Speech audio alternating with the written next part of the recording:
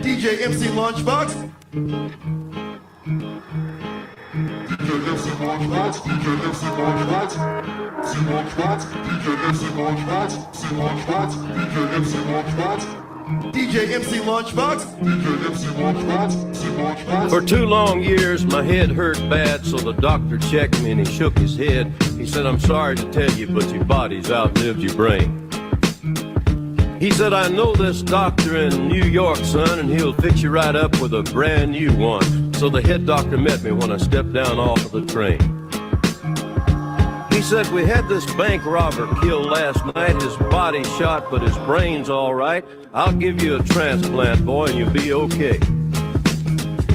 I got my new brain in and I was feeling great. I went right back to Nashville with no headache, but something strange happened when I walked in the bank one day.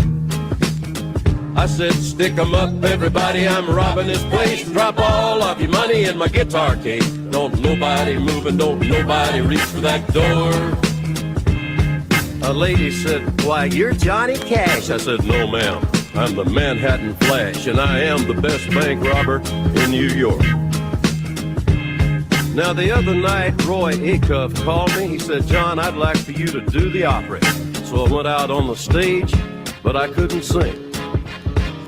I got into half a verse if I walked the line, and something snapped in this head of mine. I yelled, stick 'em up, give me your money, your watches and rings. Well, I called New York and talked to that brain quack. I said, Doc, I've got to have my old brain back. He said, I'm sorry there, Mr. Cash, but I can't do that. He said, I put your brain in a chicken last Monday. He's singing your songs and making lots of money. And I got him signed to a 10-year recording contract. Now, friends, if you see me walking down the street, remember what you see ain't necessarily me. And if I try to hold you up, don't pay me no mind. But when you got $10 that you can blow, you ought to catch that Johnny Chicken show. He's doing fairs and concert dates all up and down the line. I said, stick 'em up, everybody, I'm robbing this place. Drop all of your money in my guitar case. Don't nobody move and don't nobody reach for that door. A lady said, why, you're Johnny Cash. I said, no, ma'am, I'm the Manhattan Flash, and I am the best bank robber in New York. Well, I don't pay any income tax. You don't pay tax on money you steal. You ought to catch that Johnny Chicken show. Chicken in black. DJ MC Launchbox, DJ MC Launchbox, Louis Theroux, Duke and Jones, jiggle jiggle. My money don't jiggle jiggle, it folds. I like to see you wiggle wiggle, for sure. It makes me want to dribble dribble. You know, riding in my Fiat, you really have to see it. 6'2" in a compact, no slack. Luckily the seats go back. I got a knack to relax in my mind, sipping some red wine. Shepherd's Bush, a compact push, Notting Hill Gate, my Fiat skate with a crate of Cabernet. But not today, because I gotta drive, I wanna stay alive.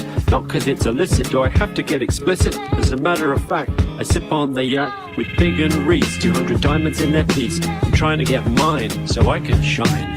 Jiggle jiggle, I like to see you wiggle wiggle. Jiggle jiggle, I like to see you wiggle wiggle. My money don't jiggle jiggle, it folds. I like to see you wiggle wiggle, for sure. It makes me want to dribble dribble. You know, riding in my Fiat, you really have to see it. 6'2" in a compact, no slack. But luckily the seats go back. I got a knack to relax in my mind, sipping some red wine. I think that went really well, don't you? I enjoyed it.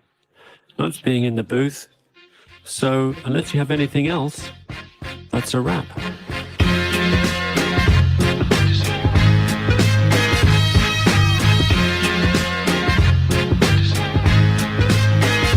My money don't jiggle jiggle, it folds. I like to see you wiggle wiggle, for sure. It makes me want to dribble dribble. You know, riding in my Fiat, you really have to see it. 6'2" in a compact, no slack.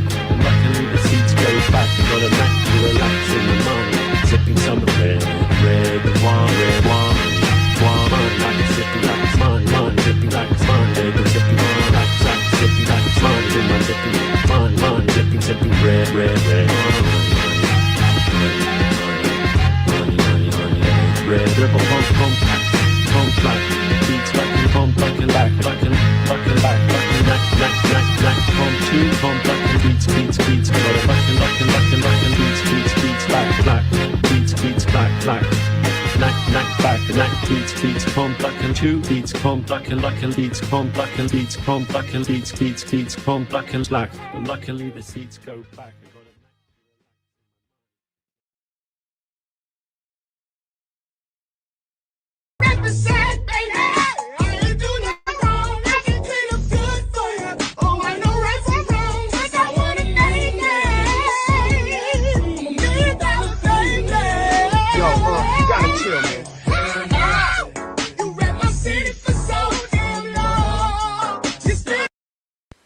Heavenly Father, we thank you tonight for all your blessings. You said in all things give thanks.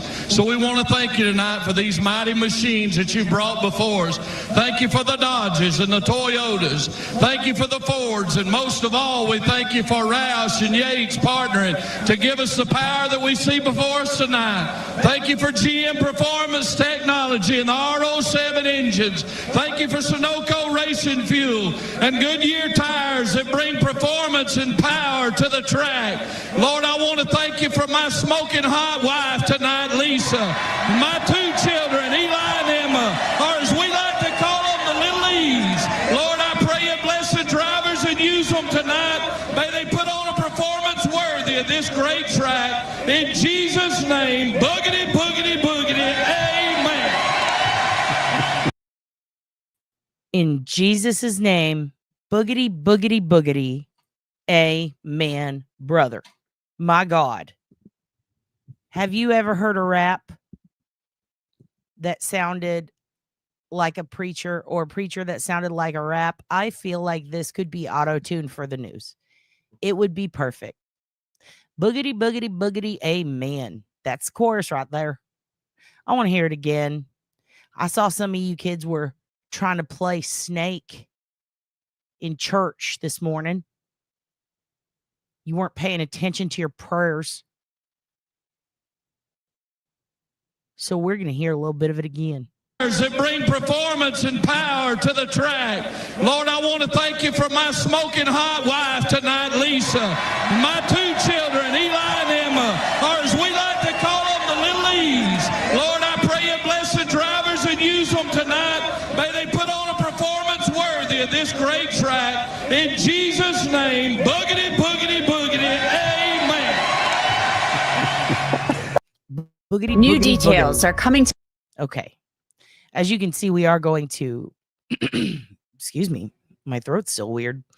We are going to see some updates before we get in to part 3 of the Christopher Eric REVAK series. We have to go over this because Mr. Private Investigator's he's been a little loose lips. He's been giving out interviews. He's been saying a little much. Middle East. Like Middle East. No, he said Little E's. The Little E's.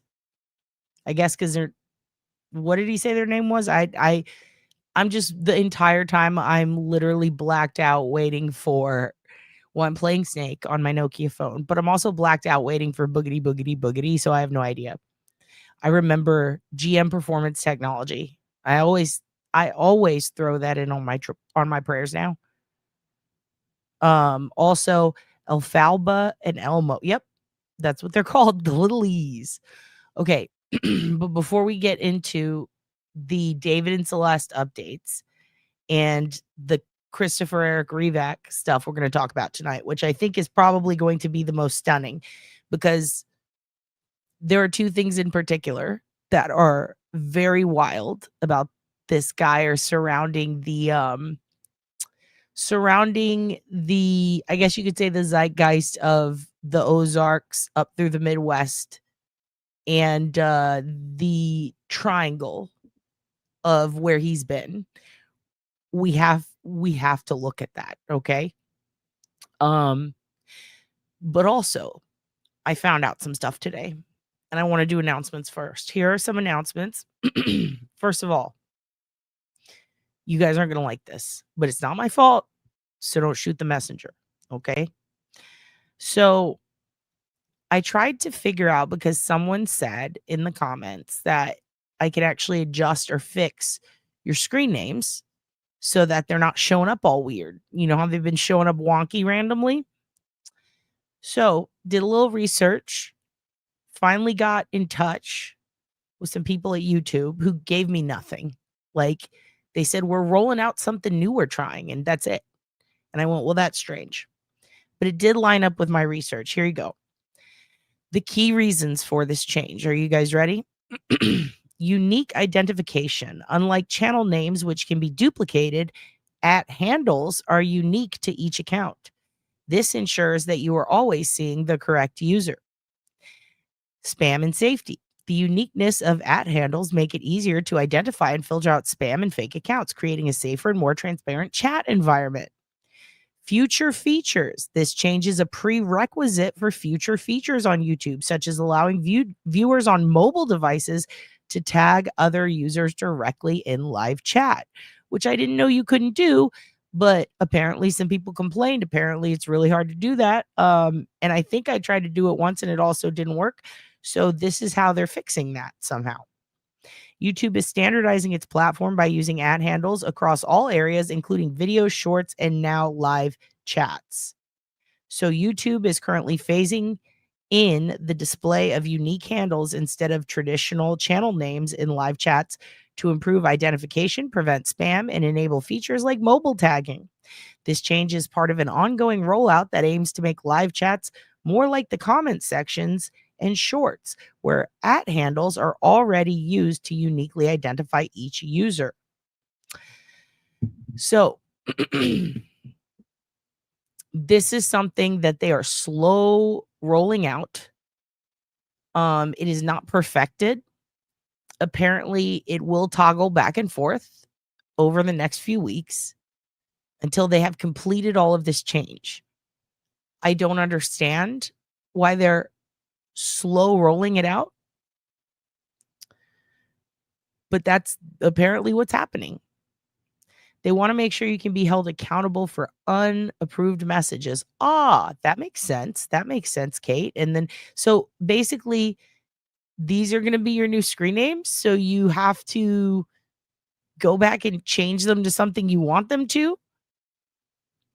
So I don't know why they're doing. Yeah, still can't tag. Well, there you go. It's not working very well. YouTube, let's fix it. This is terrible. No one likes it. They are giving us YouTube psychosis. But I changed my account name the same as I changed my handle. How's that more transparent? I have no clue. I don't agree with this. I did not set up this. I'm not responsible for the fallout of this. I don't know why they're doing this to us.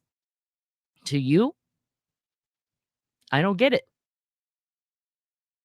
If that's what you want, Haynes, then this is how it shows up. I don't know why. Also, welcome, Haynes. Welcome. You're wrong, Kevin. That's true. You have to make them cool. I mean, we'll figure it out. But you guys have to go in there and somehow change it. Kevin from South Boston is still the same. So, yeah. I don't know why they're doing it, but that's the announcement. I have no control over it.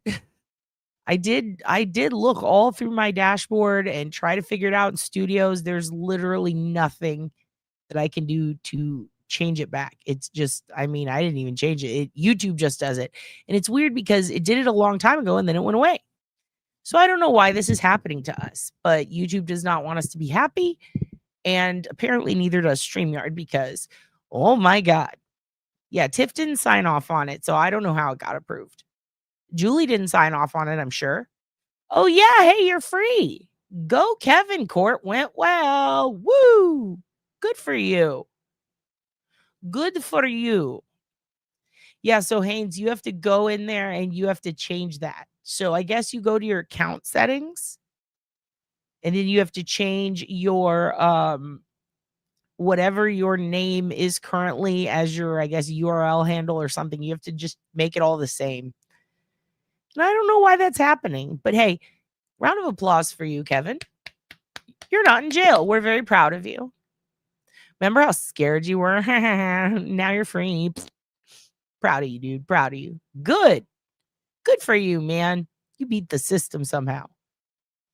It's just going to be the same when, yeah, I'm going to yell at Unwelcome Productions. Damn it, Unwelcome Productions. Damn it, up. So yeah, I don't know why it's doing this. I don't know who half of you are anymore. We're all a shell of our former selves. Cindy, absolutely. Hey, listen, you are not, first of all, you mean unoriginal, and you're not that. You're the sheriff. I think I have some sort of dyslexia.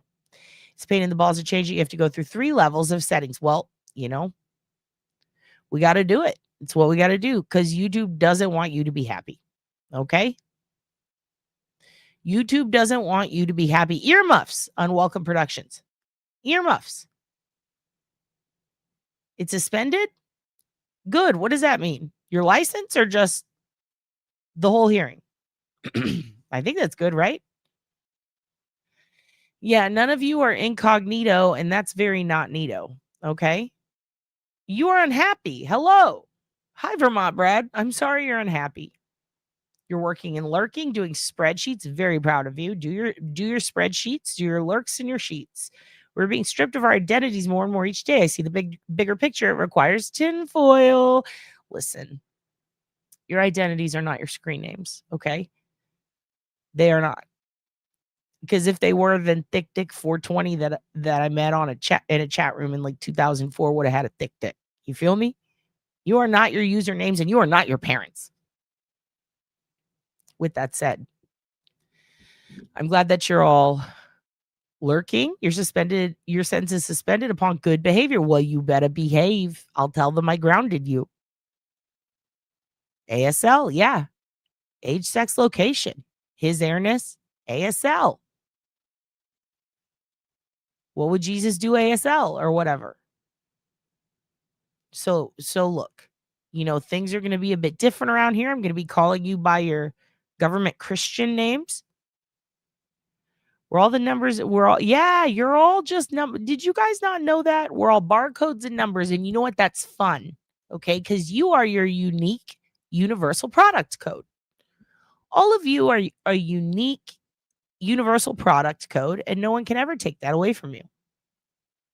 You've all been marked by the beast. Okay. You need that pep talk? Let me tell you something, kids. We're all just floating around in this meaningless world as a universal product code so that someone can scan us and purchase us, and that is fine. There's nothing wrong with that. One day, we're all going to be microchipped. And when that happens, I will be able to geolocate you, and I'll be comfortable like a Grizzly. Wonder how the Grizzlies are doing. Wonder if they're still fucking weird. I'm lurking too, running after the 17-month-old grandbaby. Cute. She dances when the music comes on. Well, you know what? You know what that means. We got to do something.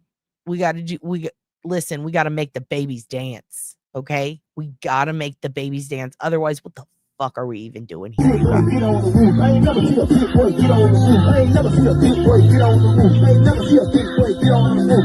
Big boy ain't getting on the roof. Never see a big boy get on the roof. I ain't never see a big boy get on the roof. I ain't never see a big boy get on the roof.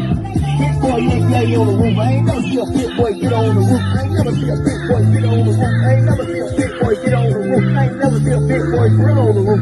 Never seen a big boy drill on the roof. I ain't never see a big boy drill on the roof. Big boy drilling on the roof. Big boy drilling on the roof. Big boy ain't drilling on the roof. I ain't never see a big boy get on the roof. I ain't never see a big boy get on the roof. Big boy ain't climbing on the roof. I ain't never see a big boy get on the roof. How you do it like that? Damn, you got tools on your back. Climbing on the roof. I ain't never see a big boy get on the roof. I ain't never see a big boy get on the roof. Shit, big boy get loose. Shit, big boy get loose. I ain't never see a big boy get on the roof. I ain't never shit, and you falling on the roof. I ain't never see a big boy hop on the roof. How you do it like that? Bro, shit, you just like a back. Shit, pick up your back. I ain't never see a big boy get on the roof. Get on the roof. Get on the roof. Get your ass out the roof. Get your ass back out the roof. I ain't never see a big boy leap on the roof. Take a big ass. Okay. Get your ass back off the roof. Exactly. Titties on your back. Okay. Tomorrow is Halloween. What are you guys going to be for Halloween? What are you going to do for Halloween? Put it in the chat. I want to know. Where are you doing your lurkies and your squirmies? Are you going to be on the dark web? What are you doing? Going to make voodoo dolls? Do a little Jen McCabe thing? What are you doing? You smoking reefer? Go to jail. Go right to jail. Devil's lettuce. I'm gonna become a stern father. And no, I don't mean I'm gonna get Sirius XM. I mean I'm gonna start saying drugs are bad. I'm gonna start punishing you guys. I'm gonna make you mow the lawn. Do your essay preps. Do your ASA. You know what I mean? Orale, vato, what's happening? Do them. Van report from the future that the weather is nice for Halloweens. Okay, good. Don't pass go. You're all high. What? I noticed your kid was CM Punk at school today? Dude. Did he have the X's? Did he have the X's? Good for him. Tell him it's clobbering time. Tell him I said, it's clobbering time. Just scream that at him. You know, it would be funny. Run into your son's room and go, it's clobbering time. And then just drop an elbow on him. That will make his year. Hey, little Josie, thank you. You're going to be Davis Scheider? Who is that? Is that some Australian thing? Game Boy money? Who has that? Who has the Game Boy money? Drugs are saving your life. Excellent. Then keep them. Do them. CM Punk is a wrestler who is known for his straight edge lifestyle. He's great. He's one of the best. He is literally considered the best of all time. I should get some sort of embarrassing costume to wear to the swim meet so Heat is embarrassed. Okay, well, you should dress like him.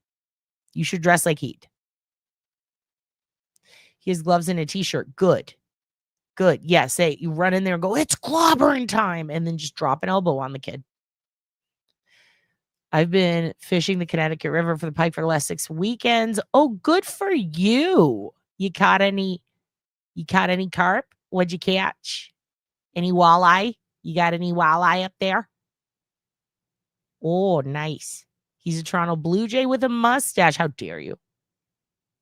Oh, for a Halloween costume? Or are you talking about CM Punk? It's because he's a man. Ernie, see you in lockup. Oh my God, it could be a love after lockup. Kevin and Ernie in lockup? Yeah, don't give Heat a show. You know what? Dress like Mike Myers' dad, and so I married an axe murderer, and just yell at him to get out of the way. No, don't wear speed. You know what? Never mind. Hugin break? I wish. Hugin's knocked the F out, dude.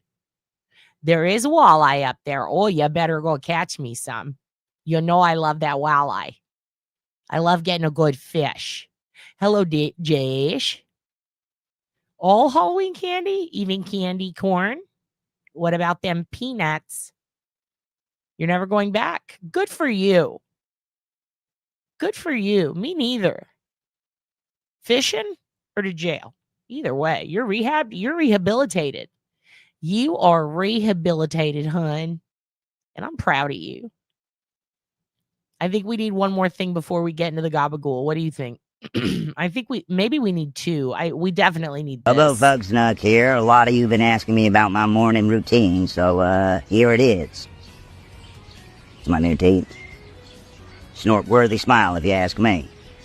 So I like to start my morning by waking up at 2 in the afternoon, get a quick lift, lick, and lurk in before I go off and spend the next several hours in the woods. And this time is mainly for my freeform lurks. I just lurk like no one's watching. Then I head into town to do some casual creeping. I mean, I'm freaking everyone out because I'm getting in my squirms. But you gotta squirm to stay firm. I forget what I'm doing for the next 3 days and get an office job that I absolutely hate. Spend most of my time hiding in the storage closet, but all my coworkers know I'm in there. The next 26 hours I'm purposefully unconscious, come to so I can try on some tuxes because I'm getting married. Love to Ragnora. I'll practice my funeral for 30 minutes, at which point I gotta pretend to listen to someone tell me about a dream they had, but I'm really just thinking about what I'm gonna say. Then, and this is important, I'll just wait, eerily, for hours. What am I waiting for? A big heap of nothing. I wait to wait. I'll spend 2 minutes trying to create fire with my mind, giving me just enough time for a last lurk before the day begins. That's the Bobo way. Send this to someone infected with anxiety.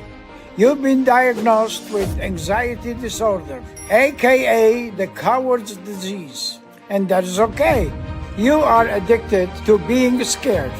Social situations make you act weird and cringe. You love to do panic attacks. Your brain thinks too much, and you're always worried about angering your loved ones or upsetting the hat man. But I don't judge you about this, and nobody should. Be proud of your infection. Embrace it. Wear fashions about it, like the ones I've designed. It's Anxiety Girl Summer. Let's overthink on the beach and worry about being liked. Also comes in boy version and non-binary version. I deserve to be more famous. Here is everything I did in 1 year. I put my son on Grindr. I invented the pyramids. I dedicated a month of my busy time to the gays. I protested outside of Panera. I did guerrilla marketing. I voted. I voted again. I turned 32. My son got kidnapped by the circus, and then he got released. I think he was doing faking about it. I reunited with my god cousin and found him a god girlfriend. I still have not been able to borrow the red robin bird for the night, but this will happen soon. I only want to talk to it. What did you do? Probably nothing, but that's okay. You can still wear my fashions to be more like me. You are on your period. Send this to someone on their period. Congratulations, you are bleeding out. Do not feel shame about this blood. It is natural and beautiful. This is just your time of the month, and it will soon pass. Be thankful for your crampy fallopians. It means your dead uterus is being birthed from your slippy gash. You are not infected with the baby, so be proud of your menstruation. Embrace it. Wear fashions about it, like the ones I designed. Congratulations to me. I am on my period. There are also designs for PMDD and endometriosis. Don't forget to wear this on Free Bleed Friday. Please comment, I am blood. And always remember, you are loved. Even if you are chronically alone, send this to someone pathetic. Hello, everyone you know is in a relationship, except for you. Everywhere you look, people are holding hands and sucking tongues, but not you. Your unsmooched lips are cold and shriveled, just like your genitals. But do not feel shame for being infected with isolation. Embrace your chastity. Wear fashions about it, like the ones I designed. It's single summer. Let's be unwanted on the beach and do loneliness in the sheets. But maybe you're single and happy about it. Congratulations. It's slut summer. Let's be loose on the beach and do horny with the sheets. Find a summer companion below by Now look here, honey, baby, listen to this. There's a man up this holler throwing away a bunch of dry rotted tractor tires. Now, Mamaw needs them for her flower beds. And also, too, I got a bunch of pigs that'd rather not get stowed. Not real ones, or concrete pigs with top hats. And they were cute like you can't believe, but Janice has had her eye on them. She ain't said nothing, but I can tell it's what she ain't said, if you know what I mean. She's been jealous of me ever since I had them lava rocks put in the driveway. I knew there was a standoff a-coming when them lava rocks was poured. Now, we're on fine terms, but I bring them pigs in at night. That boy sleeps in the house with me. That boy sleeps in the house with me. Okay. You want the menopause slap shirt, Wendy? You deserve it. You deserve it, hun. You absolutely do. Cindy, I would love to explain to you the hidden true crime thing, but honestly, it's just so exhausting. The lady got a fan. The fan got weird. They broke up. The fan started making passive aggressive fucking TikToks and going on vacation and then talking shit on the internet. And then the Lauren lady got mad. And then she said, "Oh, she's stalking me." And then she did a 9-hour live about it, and I kind of felt bad for her, you know? But then I finally sat through all of it. It took days. And then I watched all the Mean Girl shit, and I didn't like any of it. I didn't like any of them. At first, I was like, "Oh, poor Lord." And then I was like, this is not like I've been really stalked, and this is not it. But then there were other things that people were telling me happened that I was like, I mean, this is kind of fucked up from all angles. This sucks. But then Kay Woodcock's daughter, who's in the Lori Vallow family, has her channel. And she just basically talked about how, like, that Lauren lady, like, was fucking awful to her and explained what happened. And then before you know it, I guess Lauren and them struck Kay Woodcock's daughter's channel, which is so fucked up. And the second that happened, I was like, well, I'm with the stalker. So now I'm taking the stalker to Disneyland. Okay. Yeah, she's crazy as fuck and seems really annoying, but I'm going to fund her to go to Disneyland. The stalker. Yeah. Exactly. Like, Lauren copyright struck the Kay Woodcock's family. And so the second that happens, Charles Vallow's niece. So the second Lauren did that, I was like, okay, well, that's fucked up because you've been talking about this family for and there was a part where she cried about her own kid's name being brought into it, or her kid's mental health, but she's the one who like brought it up. Like, I didn't see anybody bring up her kid. So that was wild because, like, to bring your own kid, let's just say it was very reminiscent of Giardia once I got through it. But when I saw they were whoever strikes the family of copyright, when maybe they use that as an outlet or therapy, or God forbid to correct the record because of all the awful reporting that goes on,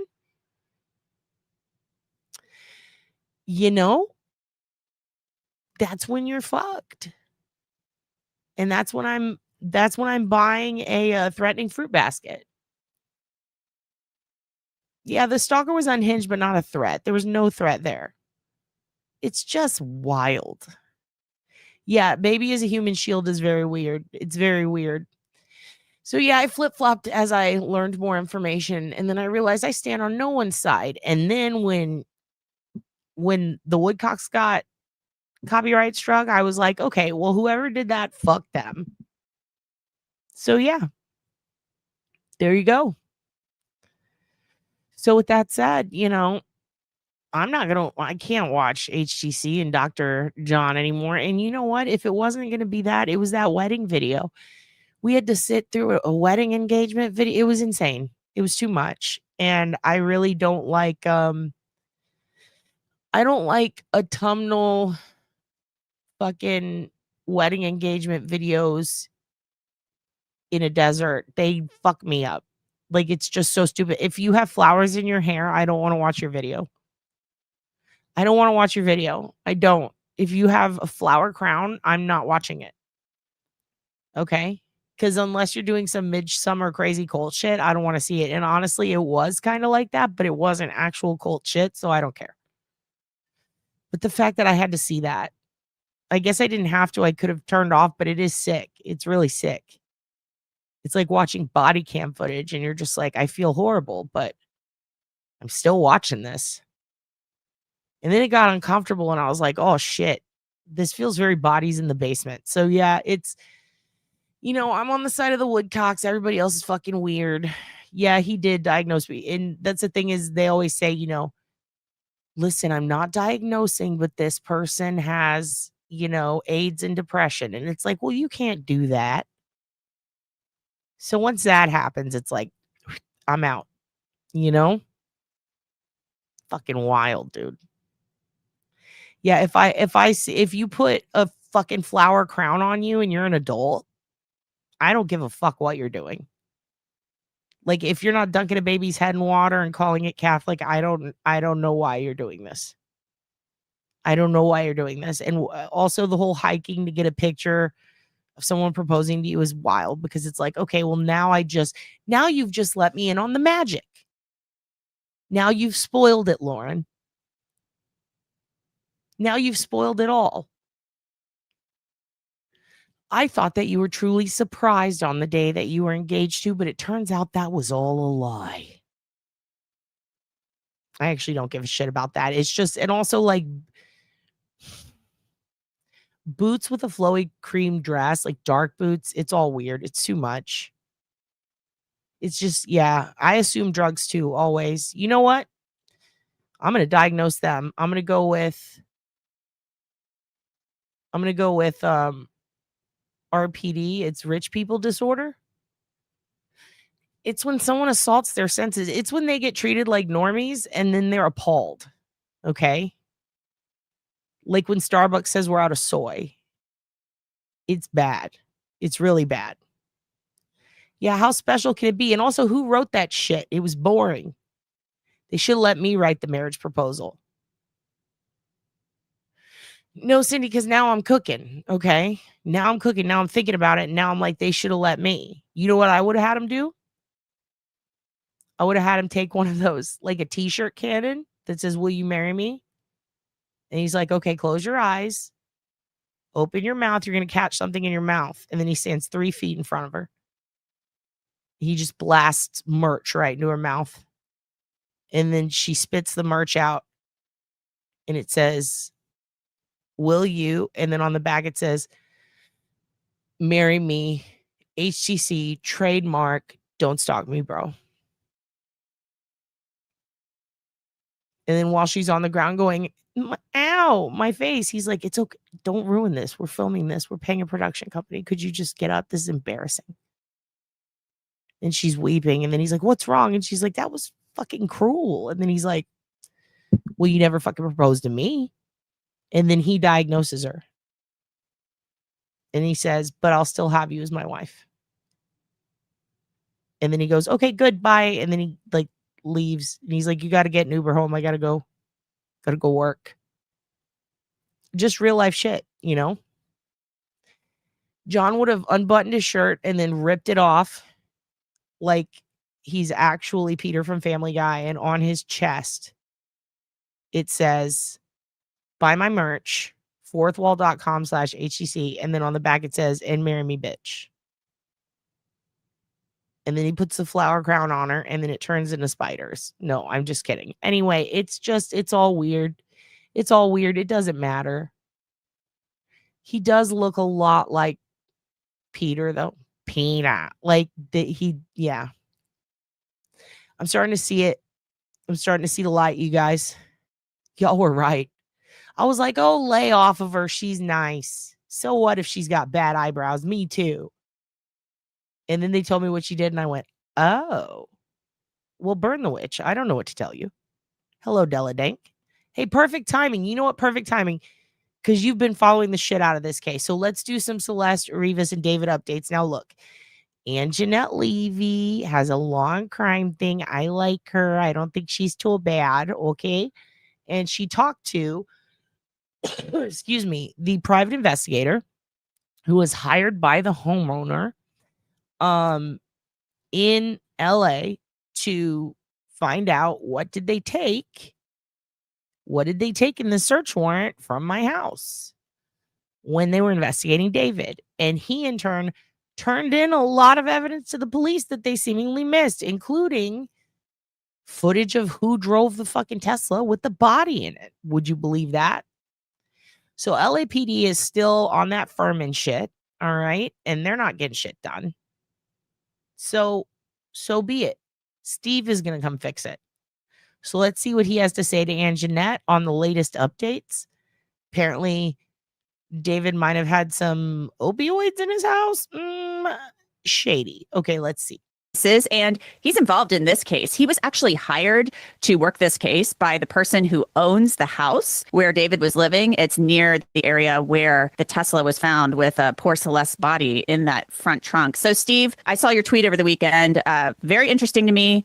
What is the very latest? Because it sounds like you have some suspicions that maybe despite Celeste being reported missing at certain times by her family, potentially maybe they knew where she was, or they weren't informing the police at all times that, hey, she was at the house, they would see her at times, etc. So fill me in.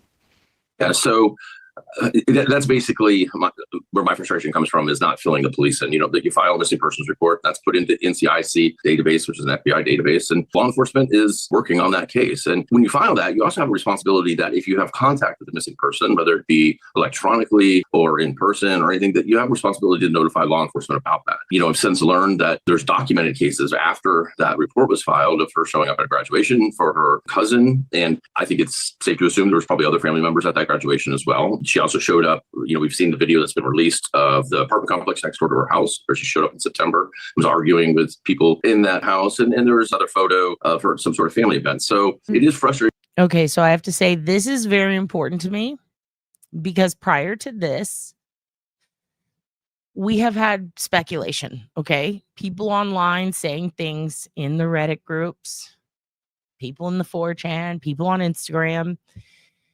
In fact, what's even weirder to me is the manager of this guy, of David. The only time he responded to anybody publicly, or the first time he did, where it was guaranteed him, was on Instagram in the comment section to some like random kid. It was wild. Also, the videos of her fighting with the neighbors, people were saying that's why she was missing, or when she was missing. And I was waiting for confirmation on that, because we never really got that. But Steve, who is literally doing the private investigation, says that's her and that she attended this graduation. Okay, this is good. Now we've got some confirmation on this stuff. And let me see what De La Dink says, because De La Dink's very close to this case. He's really upset. Yeah, they're not doing their due diligence.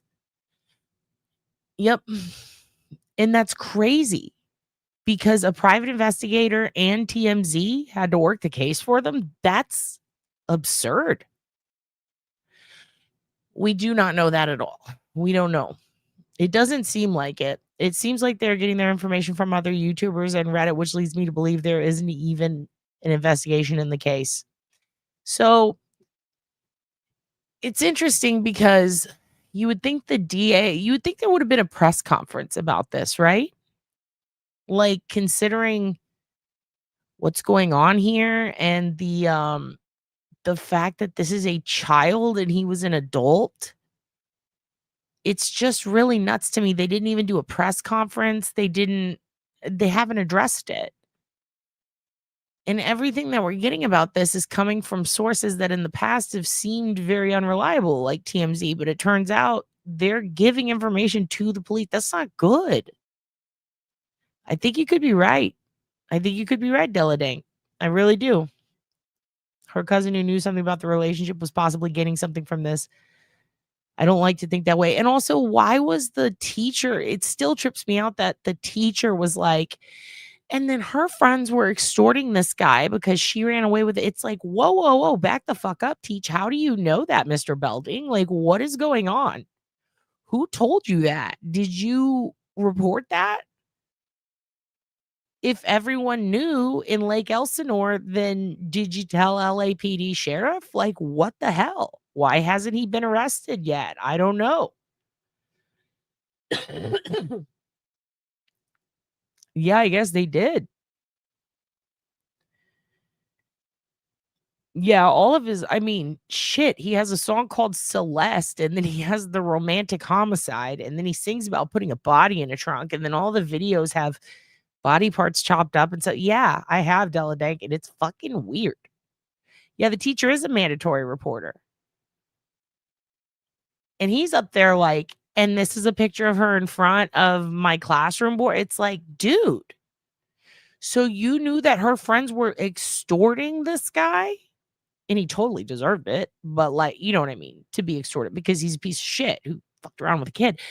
But not over this. Like, Jesus. Literally everyone failed. Everyone failed. And the teacher's talking like, and this guy was also in my class. So he knows the kid extorting. Where's that kid? Could you like maybe have turned them in? Ugh. Yeah, and now that we know that the time of death was obviously further back than we thought, he was putting out a lot of crazy music and doing collabs and stuff. Yeah, and that's the other thing. If they investigate it, they're going to have to admit all their failures. They're going to have to admit all of their failures, both the cops, any of the potential family that's involved, anything.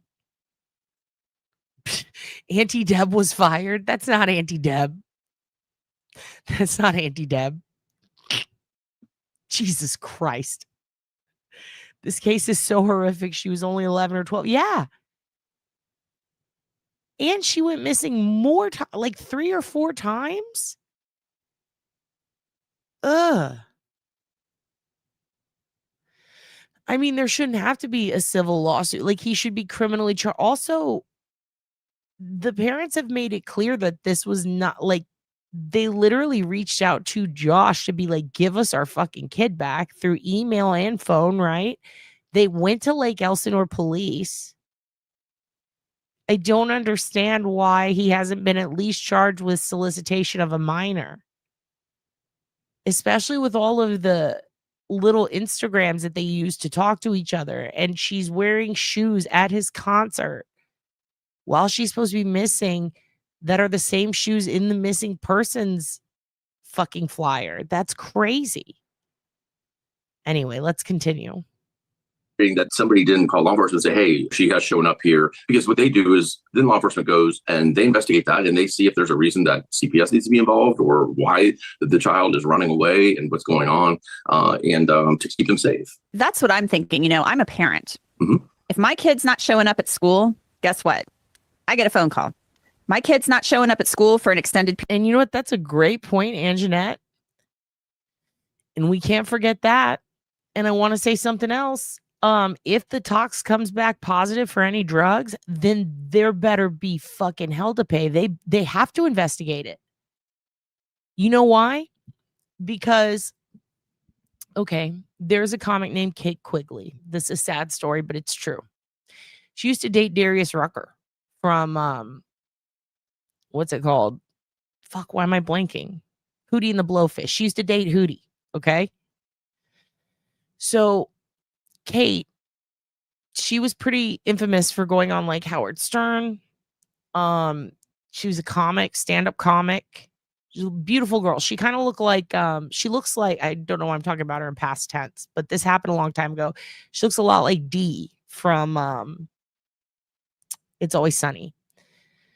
She is a very good comic. And one night, her and 3 other comics from the Comedy Store go out to Malibu to a house and they bought some cocaine.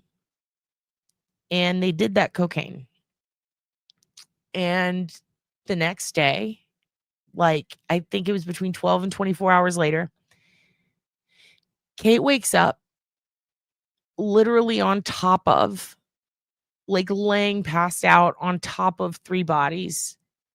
Everybody else died. She was the only one who lived. She was very sick. She could have died. It was bad. Because it was laced with fentanyl. Okay. So the reason I'm telling you that is because she has to live with that. Okay. And it wasn't her who got the drugs from what I'm to understand. It was like a group of them, but none of them knew what was in it. And to have 3 deaths in one night in Malibu, and then to have one person who's essentially in like a short-term coma until she got help and the ambulance came. And I mean, it was bad. They didn't know if she was going to live. And that poor girl has to live with that the rest of her life. And it fucked her up. It really did. And she was a nice lady. She was a great comic. But it's been hard for her, I'm sure, to recover. And we have some mutual friends, and I just know that it's not something anybody wanted. And then look at those, the Chiefs fans who died on the lawn. Now, here's the thing. When this happens, deaths from fentanyl or from drugs in general, it's typically investigated. Okay. And in her situation, I don't believe she got charged with anything because she was a victim and because it was a group, right? But here in Texas, there was a real estate agent who did the same thing, but sold it and consumed it, lived, but the other people who consumed it died. That guy, I think he sold Sandra Bullock her home. Anyway, that guy went to prison. And to this day, if people die from an overdose and they can figure out who gave you the drugs, you'll be charged with it in a lot of jurisdictions. And I was looking into it in LA for another case, and you can be, and they are supposed to investigate. But the question is, because she's a child and he's an adult, and she consumed drugs and died, wouldn't that be something even more like more of a big deal, right? I mean, you could do it through text messages, witness statements. Remember Mac Miller? Remember Matthew Perry? They found the people who did that, who sold those drugs. And they had to go through court cases and shit. I'm still not sure what exactly happened with all of that. But I'm telling you, the people who peddle these drugs, Lil Pete, they go after them. Because she's a child, they should go after this guy 10 times harder. And they need to, I mean, I'm sure they're invested. They have to be. There's no, if they don't hold him at least a little accountable or something, heads are going to roll, dude. People aren't going to stand for it. They can't. And if they do, oh my God, we're not going to let it go. I'm going to fucking make a huge fucking deal out of it. More people should, because this is gross. Why have they not picked him up? Ugh. Period of time, I'm in big trouble with the law. Mm-hmm. So it seems like a lot was going on here. A lot was falling through the cracks with Celeste. And is there any suspicion that the family potentially knew that she was hanging out with David? Well, so I've had no communication with the family, just to be upfront. Okay. But it was reported right at the beginning that one of the ways that an ID was done, or they thought that Celeste was the person that shrunk, is because another outlet had a conversation with the mother, and she said that she knew of a boyfriend named David. And there's also been images that have come forward on Reddit that show David in Lake Elsinore doing some sort of transaction with a kid. And then we have the teacher, somebody recording the teacher speaking about this, that Celeste was in his class and she had run away, and then she was picked up in the Hollywood Hills and brought back and ran away again. I think that there's a strong possibility they knew, and it's important to realize that she's in, I think, 7th grade, maybe 8th, but I mean, this is a very young child, and you can't just let them drop out of school at 7th grade, to go live in the Hollywood Hills. No, you can't. Yeah. No, she's a child. Yeah. She's a child. Yeah. You were hired, obviously, as I mentioned earlier, to investigate by the owner of the home where David was living. So are there any new details that you've been able to glean from your investigation as to what may have been going on in this home? Yeah. So, one thing I want to be clear about is, I do have a scope on my, investigation. He's not going to be able to tell us too much that he hasn't already said, but let's see if he, because I'm looking at the title and I'm thinking there's going to be more. In other words, I'm not going outside of things that originated at the house or things that happened with the cars that were normally parked at the house. So I'm not going out and trying to solve this case. I'm not working side by side with LAPD or stepping on their investigation. It's all contained to the owner wants to know what happened or didn't happen at his house, because he had no idea that David was even living there, because he wasn't on police, and much less Celeste. So in that investigation, I'll tell you there was a lot of things that were left behind, even though after the search warrant, David, I guess there was management, did send movers to come move stuff out, but they left a lot of stuff behind. And then they gave over possession of the house. So, we went through those things, and you can see right there, they've got they've got the address blurred. They have the what do you call it? The dinger, the doorbell thing. And they have a ring cam somewhere up top. I thought that it was right here, but it might be up top. It's basically lined with security camera videos, and the police, for some reason, didn't subpoena those videos. I don't understand why. Steve was able to get them to the police, though. So that's nuts. Was a lot of evidence that shows who had been there a lot. And then we also collected some surveillance from neighboring houses that showed vehicles coming and going and vehicles that were parked there for extended periods of time. And we've been able to, in talking with neighbors, what they saw. And also that community has their own private armed security company that is 24/7. And, I've talked to them about what they've seen and noticed and any reports that they had. And there was only one written report for a noise complaint, but they're still familiar with the area and who comes and goes and what vehicles are normal to the area and what aren't. Interesting. I know you've been talking to my my buddy Jesse Weber about this a lot on Sidebar. And you've been working this case. And I know you're not trying to step on the toes of the cops as they investigate this case. And they've been choosing their words very carefully. Is there anything that you've learned that has been shocking or surprising to you in this case? Well, so first of all, LAPD is not sharing any information with that. I'm not getting anything more than the public's getting. Right. They take information from us, but they don't comment on it, and that's typical. But, I think that they're single. I believe their only press release that they came out with, I think it was somewhat telling. And they said, the only criminal culpability in this case, there may be nothing beyond concealment of a body. And I think... Excuse me? There might be nothing beyond concealment of a body? As an adult with a missing child in your possession that you are holding hands with romantically as an adult, how is there not more that can be charged? How? That's kind of setting people up to kind of get people to calm down a little bit and say, listen, this might be something like an overdose, or God forbid she took her own life or something. And they made a really poor decision most likely because they don't want to expose the relationship. And they shouldn't have been in a relationship. That is a sex crime. Charge him. Horrible decision in concealing her body. That is her with him while she's missing. Charge him. That's not homicide, although if it's an overdose, there are some factors that if they can prove who supplied those, then that could come in. But I don't know. That statement to me very much felt like it was, lower your expectations. But hopefully I'm wrong. Hopefully there's more going on. I took it as it could be lower your expectations. It also could have been like everybody calm down and maybe calm down other people so that they cooperate as well. That could be too. And, I would think so. What's crazy, Kalisa? There are countless cases on the show, The First 48, where they find a body in the trunk, they find the registered owner, and they get arrested. Hey, you remember the other body in the other trunk in the other tow yard in LA that was found the day before, right? Or the day after this one? Yeah, so they found the registered owner and they found out who was driving it, and that person they were arrested weeks ago. What the fuck?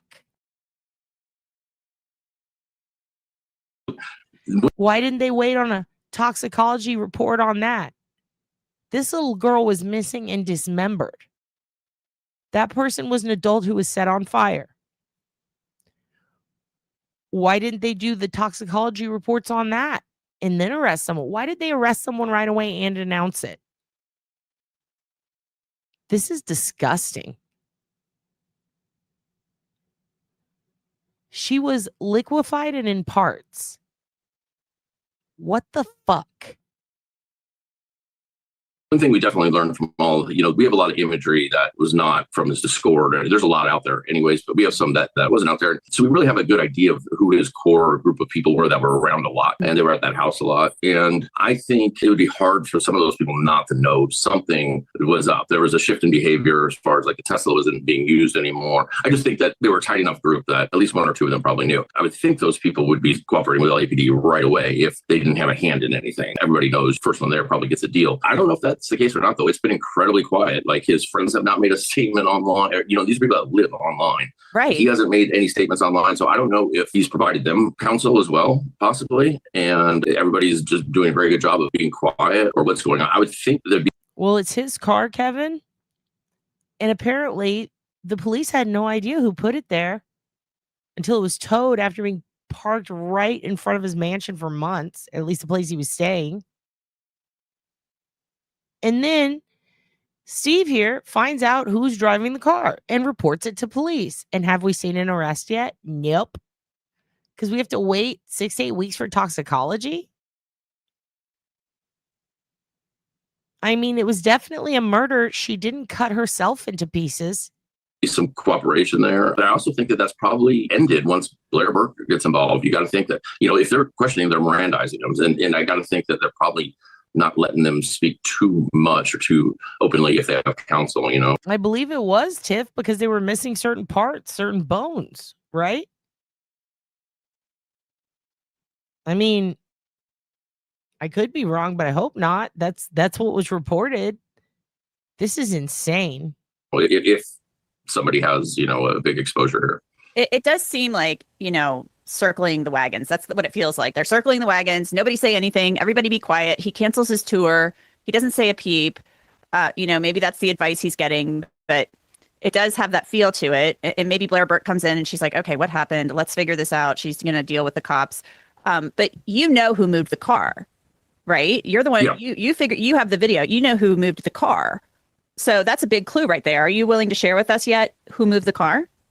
Can't share who it was. And the thing about that is, though I 95% feel she was in that front trunk of the Tesla when it was moved, I can't prove that because there's no video that I have.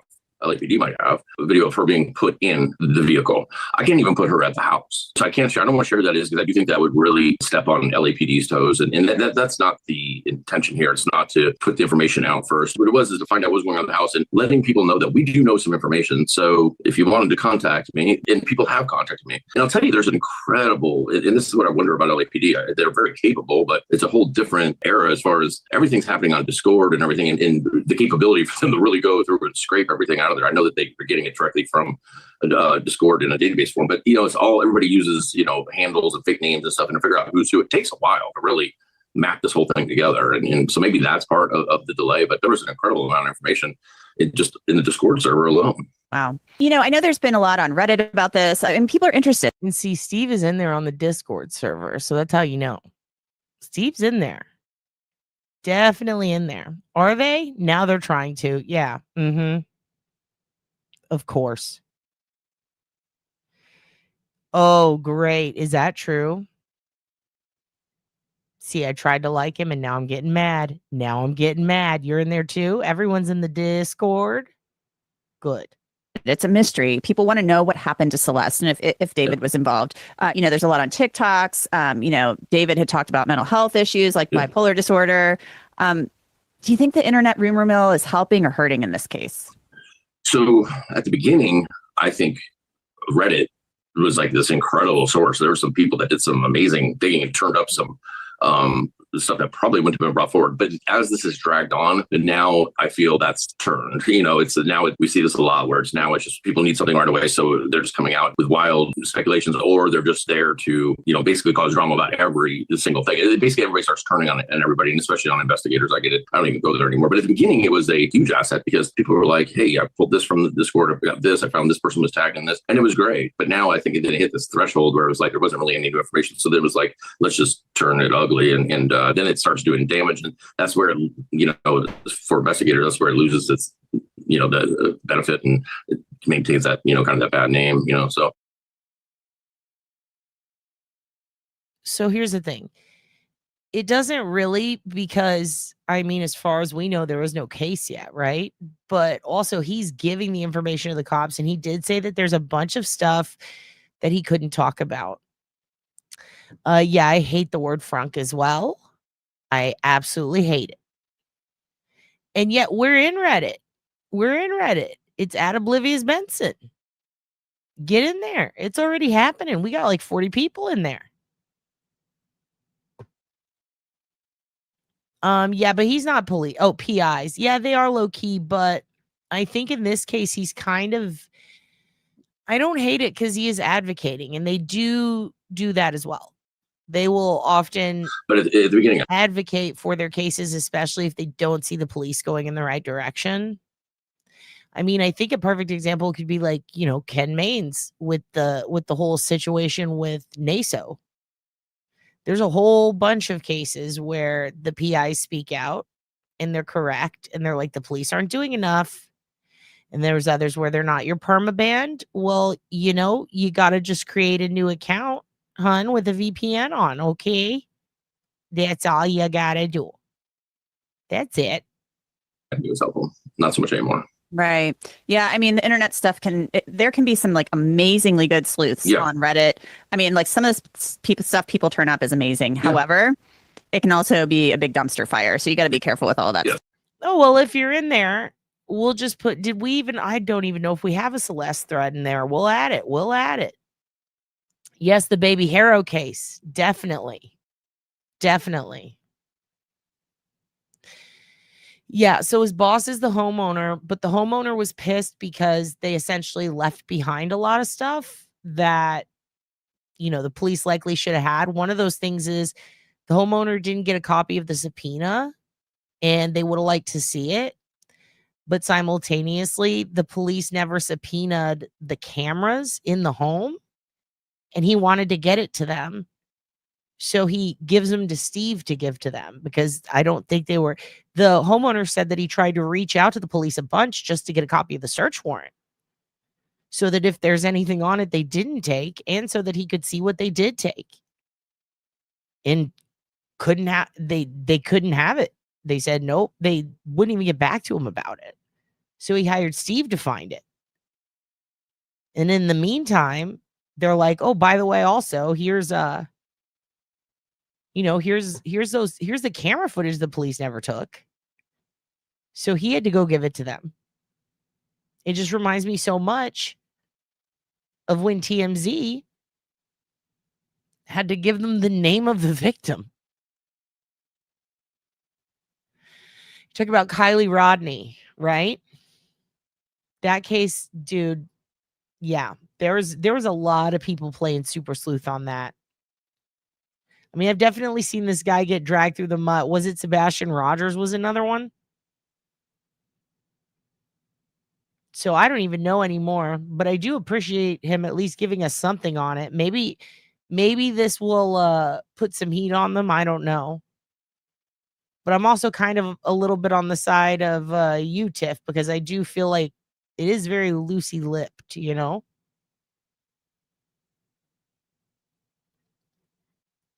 But yeah, he is talking a lot. But there are amazing.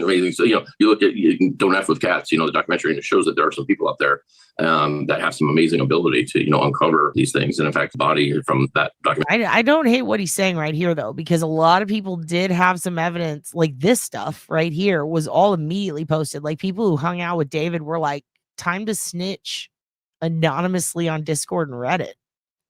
Is one of the people that I consult with on cases. And so. Dude, exactly. I mean, shit, again, look at OJ. Like, fucking LAPD's out of control. So there are some really helpful. They shot the Weezer girl. They were on her property. People, but then, the ugly side comes out. Well, Steve Fisher, it's been so great talking with you. We will keep a close eye on this and your... Okay, good job. So that is Steve Fisher of Steve Fisher Investigates. And let's just hope that, they do something about this stuff. And also, if there were pill bottles and opioid prescription bottles in the home, right? And tweets, she did OD, then maybe his smile is creepy. Maybe that's another reason why he's doing this. Because then maybe if they do find it, he can be like, hey, why'd you leave these here? Anyway, we are now going to move on because it is time to talk about the reason we are here tonight, which is part 3. Getting stuffy. Part 3 of Christopher Eric REVAK. Okay. And I'm right here. And I have quite a few things to show you guys. There are two things we're predominantly going to cover tonight. All right. One of those things is essentially we're going to go over alternative victims that perhaps were in the proximity or people in the local groups. And by that, I mean really old, like when women went missing or ended up murdered in the Ozarks, all the way up to the Midwest. When this happened in this period of time when we now know REVAK was active, we're going to go over some of those that fit the profile of either other victims or other crime scenes, as in they went missing from a bar, they were under 5'10" and between a specific age, like all those things. And we're also going to go through those and see. I'm going to show you on the map essentially where they are in the year range. I have added to it. It is in chronological order and damn near complete now.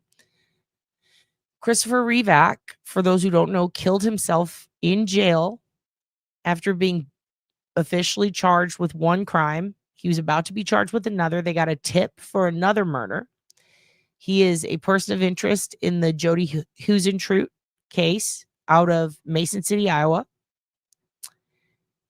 His baby mama at the time lived next door to the lead suspect, Van Cise, which is where she was the night before, leading into the early morning when she was murdered. I'm going to show you on the map that proximity. He was old enough, active at the time, and totally capable of committing other crimes. And he had done so many already around the time of the Springfield 3. And his lawyer happened to be very close to the Springfield 3, as did his girlfriend at the time. She lived close. So I'm going to show you all this on the map, and I'm going to show you other women in his proximity, land that he owned, stuff like that. But we're going to focus on potential other victims and what the locals said when these women first went missing. So we're going to look at that, and that does include a very wild connection, possibly.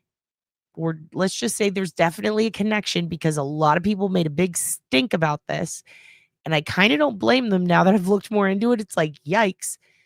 One of the women who was named a victim of him, Deirdre Harms, who we talked about last time, there is a Bobby Dassey connection.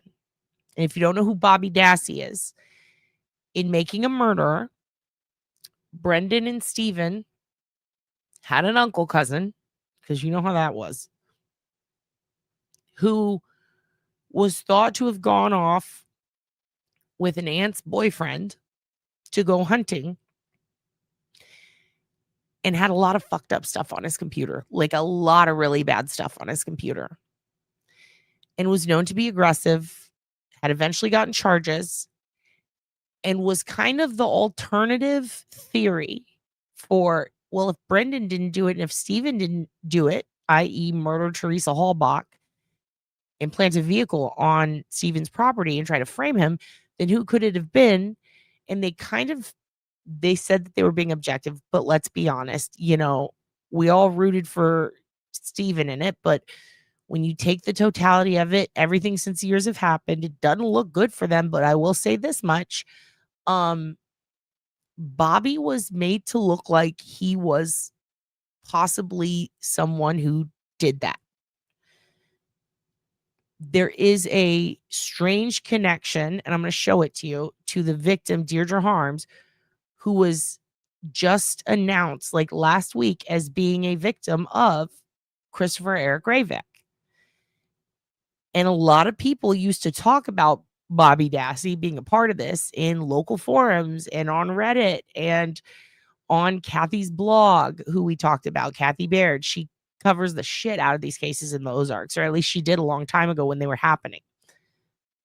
So we're going to look over that. Okay. And then after I show you some of that stuff, so we're going to do the Bobby Dassey potential connection and all the potentials for him. All right. And I'm going to show you some stuff on the map. But I'm also, well, I should say before that, I'm going to read you part of the 26-page letter that Christopher Eric REVAK's second wife wrote, basically confessing to Renee Williams to helping get rid of her body. And we're going to look at some more of these areas where these women went missing and the time zones, the time frames, I should say, and the amount of women who are very close to his property, who fit the situation, who fit the profile for victim, who seemingly disappeared to never be seen again. They really fit and they're very close to him. And it's just very, very strange that they all happen to be around April, May, June, July, August, September. One in October. So I'm going to be reading you part of her 26-page confession. I don't have all 26 pages, so I'm going to read you the main shit she said, the confession part. All right. And then we're going to go through these different people. This is kind of going to be a crazy one, but bear with me. I'm a little more organized than last time. Okay. And if you have any questions, I'll be pausing to go back through them as much as I can. I think one of the things that we can do first is I'm going to play for you some short news clips about Christopher and about Deirdre before I read to you this letter, so that those of you who perhaps were not here or missed the last episode can be caught up, okay? So I'm going to play you those, and I'll be right back to explain the situation with Bobby Dassey and why it's still, I got to tell you, I wouldn't even bring it up if it didn't trip me the hell out. And I'm going to read her confession first, okay? First, we're going to watch, well, I should say second. We're going to watch a couple of these just to catch you up. They're short, but they give you a rundown of Christopher. And then I'm going to read you the second wife's confession. And this is her confession from 2009 into what essentially happened with the victim, Renee, and how they got rid of her body, okay? So here we go. Just bear with me one moment, everybody. I appreciate you coming on. Investigation into the disappearance and death of Deirdre Harm is over. Officials are identifying. Please hold 1 second while I adjust this. I had to put that. Anjanette goes kind of slow, so I got to do that. Here we go. Identifying Chris REVAK as the man responsible.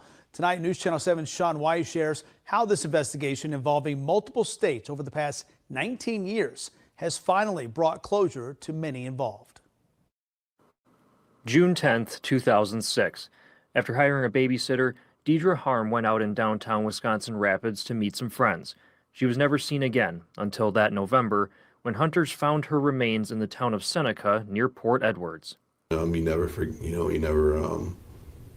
it. And when you have a case like this where somebody lost their life at the hands of somebody else, don't forget it. You want to see it through. It wasn't until 2009, when investigators received a tip, that Chris REVAK became a suspect. The tip said REVAK was also in Wisconsin Rapids on June 10th for his half-sister's graduation. It was during the day and had been drinking, and things weren't really anything out of the ordinary at that time until the evening hours came. That same tip also came in after REVAK killed himself in a Missouri jail after being arrested for the murder of Renee Williams. Following his death, Chris's brother Jason spoke with investigators. Through his interview, they matched the timeline of when Chris went downtown and when Deirdre was last seen.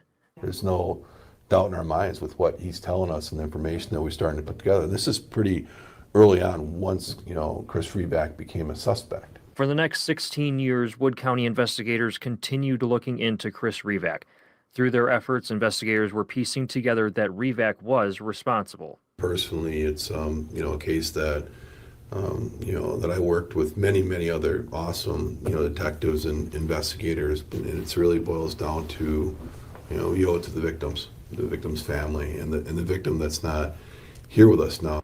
Wood County District Attorney Jonathan Barnett is officially closing the investigation and says Chris REVAK is responsible for the death of Deidre Harm. He says he would file charges against REVAK if he were still alive. In a statement today, the family says in part, quote, "Words will never heal our hearts that have been forever broken. We live every day with the pain of her loss, but we also live every day determined to keep her memory alive." Sean White, News Channel 7. You can read the full statement from the family right now at WSAW.com. You can also see our full coverage of Deidre's case and the investigation into Chris REVAK through our Forgotten podcast. Just head to WSAW.com, click on the podcast tab, or go wherever you get your podcasts.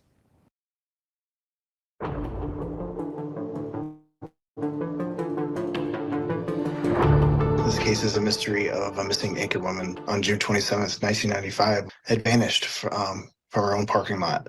We do have a doozy of a time, let me tell you.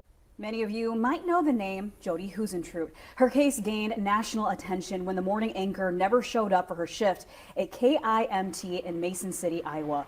Her belongings, along with a bent car key, were found just feet from her apartment and next to her car. 29 years later, her body has never been found, and her killer has never been brought to justice. And typically you cover cases about missing and unsolved people here in the News Channel 7 viewing area. This is a big national story. How? And by the way, Renee Williams' body was never found, but he's been charged with that, or at least he was, and then he killed himself the next day, and then they announced Deidre Harm years later. But they also announced that he's still a POI. He's one of only 4 in the Jody Huizentrout case. That is a big deal. Now, her case was in 1995. In 2009, police said when Chris REVAK killed himself, he may be responsible for a case going back 14 years, which would be the Mason City, Iowa case. His baby mama, who he moved with to be with her and their child, lived next to the lead suspect, who they only suspect because that was the last place Jody was. And I'm going to show you something in a minute, but the work van that was parked out front of Jody's house, her apartment, if you will, that van, Chris had one very similar. He had a truck and he had a Jeep. His wife did. He also had access to various vehicles that look like that, including one of his cousins and one of his brothers. And you know what, Stevie? That's a great idea. I'm starring that.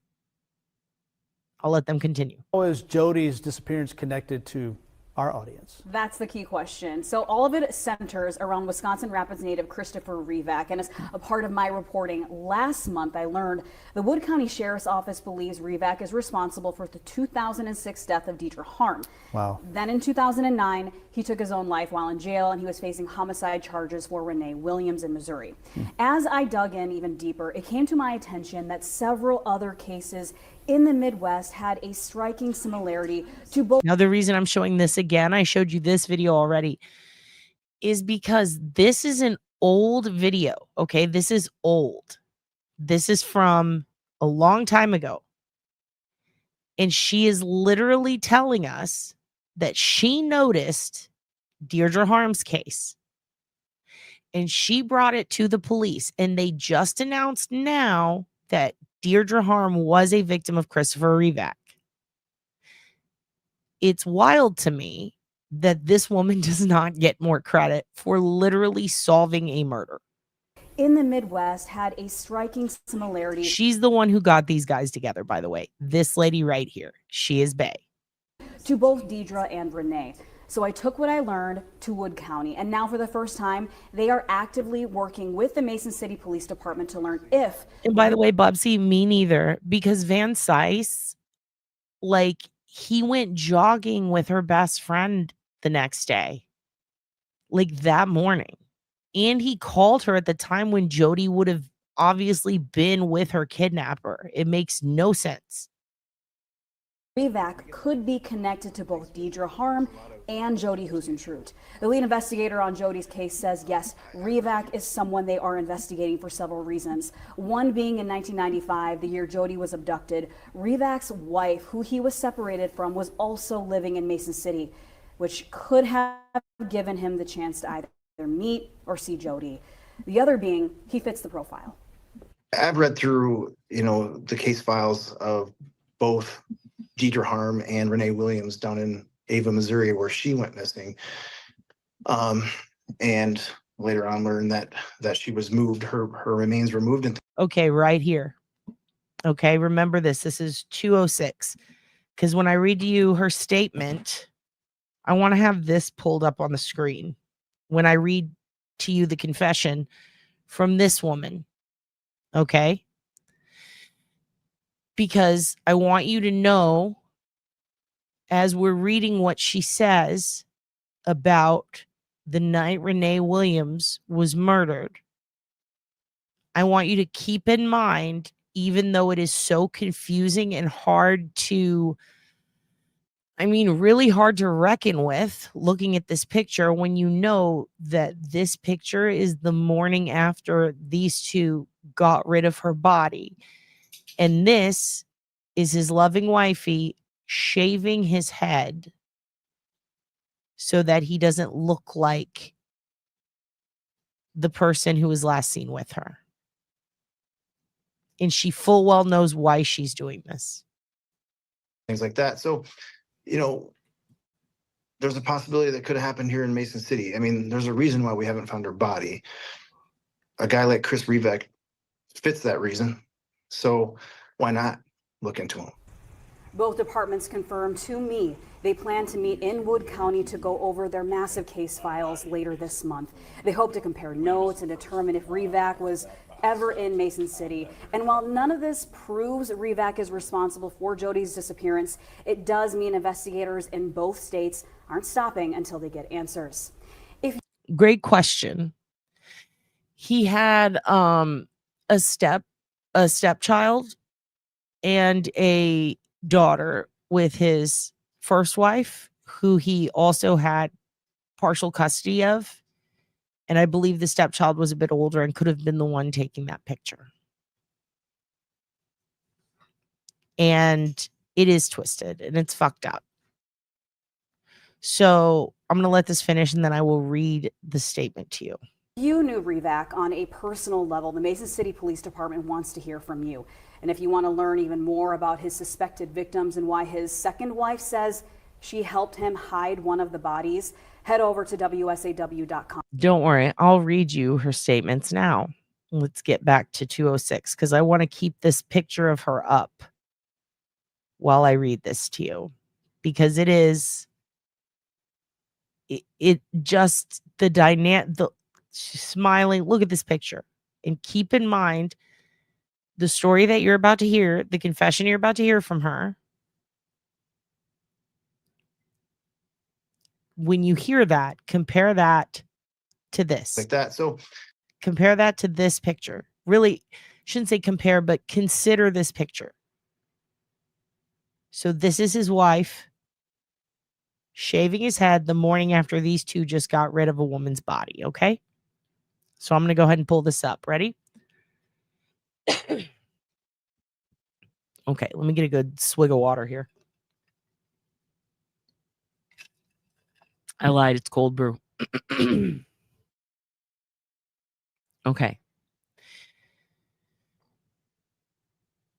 They're talking about victim Renee Williams, who he was charged with. So he's charged with murder of this woman, Renee Williams. Oh, hold on one second. Water went down. Water went down wrong. Oh.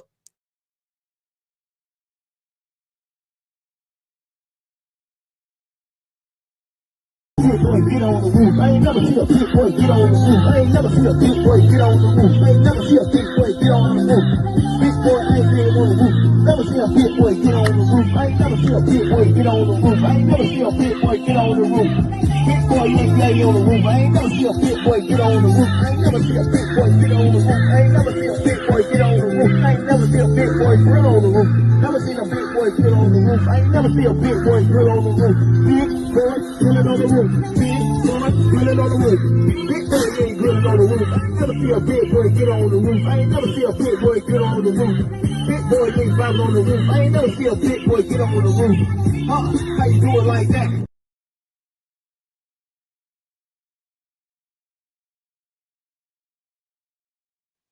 Okay, apologies. I'm better now. I apologize. It's going to be so inappropriate, but if I have another cough fit, I'm going to break, or a sneeze fit, I'm going to break into big boy. I'm still feeling a little bit sick, but we'll get over it. Okay. You guys hear me all right? All right, here we go. So this is the woman on the left in what I'm about to read you. Okay. Based on our research, nothing indicates Chris knew Renee Williams in a personal or romantic way. However, police were able to confirm Chris was at the Eagles Lodge the night Renee disappeared. That's not all. An incident report from Douglas County Sheriff's Office says Chris's DNA was found on the sidewalk near Renee's car. Renee's blood was also found in Chris's truck and on a pair of pants taken from the REVAK home more than a year later. In April 2007, Douglas County deputies wanted more, so they went to Chris's wife, Johanna. This is his second wife. They married in 2006, and they were together until 2009. After showing her the results from the DNA test, she said, "I did not kill or help kill Renee Williams." While she may not have killed Renee, she admitted to seeing her dead body. We know this because we obtained a copy of the 26-page handwritten letter by Johanna talking about the 9 days following Renee's disappearance. In it, she says Chris got home around 3:45 a.m. on Tuesday, March 13th, and his finger was bleeding. Now, what's interesting about this is that Renee is one of the few outliers, even though she's the only one that he was charged with officially before he killed himself. Her case happened in March. Very interesting. So he got home around 3:45 a.m. on Tuesday, March 13th, and his finger was bleeding. He told her he smashed it in the truck door, and then she helped to bandage it up. The following Monday, being intimate, Chris told Johanna that he had hurt Renee. He told her he met Renee outside of the bar, closed to possibly have sex. After the bar closed to possibly have sex. He proposed taking her home to meet Johanna, possibly for a threesome, which is when he said Renee became irate. Now, what's interesting is other reports that I've read said that he confessed to her that night. So I'm very interested in, he came home, she bandaged him up, right? And then she cut his hair for him the next day. Although there was also a statement made in these documents that she cut his hair to help him because of what had happened to Renee. Now, in this specific outtake, this is a much older report, but it's interesting. It's interesting because it's a little bit mixed up with what's also been said, but it's the same idea by the wife. He confessed to her. Okay, so he proposed taking Renee home to meet Johanna, possibly for a threesome, which is when he said Renee became irate. He said Renee was yelling, calling him names, hitting him, and threatening to get him fired from his job. He was an EMT at the time, by the way. To fend her off, he said he put her in a chokehold until she passed out. He checked for a pulse, and when he didn't find one, he began CPR, but it was too late. He began CPR. This is hero complex shit. Chris said the whole thing was an accident, but instead of reporting what happened, he loaded her body into the bed of his truck and began scattering her things as he headed home. That's important.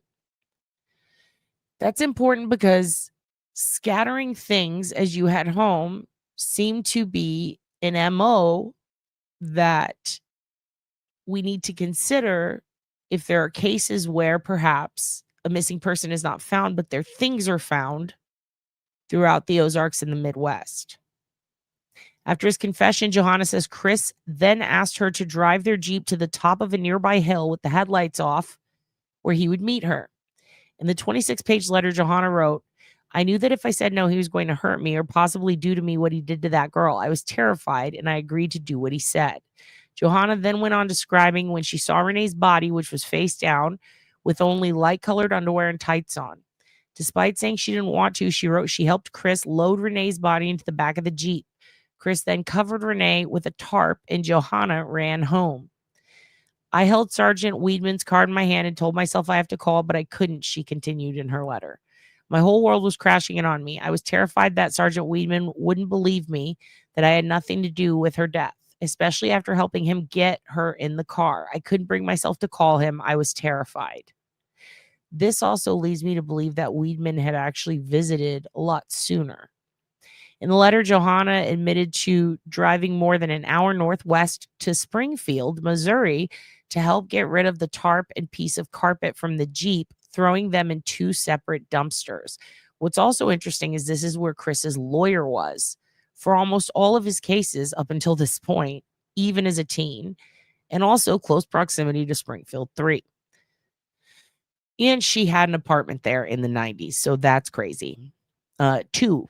Not just Mason City, but Springfield. According to several Missouri news articles, authorities searched a property outside of Douglas County, even renting a backhoe, but never found Renee and still haven't to this day. If you're wondering if Johanna ever spent time in jail for her part, the answer is no, or at least not that is publicly available. It's something we hope to ask the Douglas County Sheriff about and almost got the chance to. Back in October, we were in contact with Douglas County Sheriff Chris DeGaze, who agreed to an interview. However, since he hasn't returned any emails. Now, remember, this is the same group that told him, hey, you should check out Deirdre Harm, and they were right. So it's crazy that he wouldn't call them back. The Wood County Sheriff's Department believes Johanna now lives in Michigan and has remarried. This was true. And I believe she remarried a woman, possibly, and then she might now be in Florida. We attempted to call her and reached out to her on Facebook, but her profile page no longer exists, and the Wood County Sheriff's Department is actively trying to get in contact with her. What's interesting is the daughter of Renee and basically the children of Renee, Deirdre, and others have all posted on Kathy Baird's blog, on Reddit, and on Facebook that they want to talk to Johanna too, and no one can get a hold of her, and they're disgusted that this woman was allowed to leave with this knowledge without further questioning, without charges for tampering with a body. They would likely have to find the evidence, though, so there's that. They, like us, have a whole lot more questions. For example, if Chris killed 2 women, are there more victims out there that we don't know about? Keep in mind, this is back when they also thought that his first wife was telling the truth about where she lived, and now they know that she actually lived right next to Van Cise, so now he's also a POI for Jody Huisentruit, so add that on there. Obviously, if he's killed 2, there likely are more victims, and maybe some lived, Wood County Sheriff's Department Detective Lieutenant Scott Goldberg says. Lieutenant Goldberg believes there was a sexual element to Chris's crimes. For example, the morning after Deirdre Harm's death, Johanna says when Chris got home, he pressured Johanna into sex. Lieutenant Goldberg interprets this as Chris likely got some sort of sexual satisfaction from either the idea or the act of violence. Likely there's a sex crime that's connected to these cases, he said. Even though we may not have physical evidence to prove a sex crime, there had to be some reason for him to do this, right? It's been a long time, but if you or a friend think they were approached by Chris, the Wood County Sheriff's Department would like you to come forward.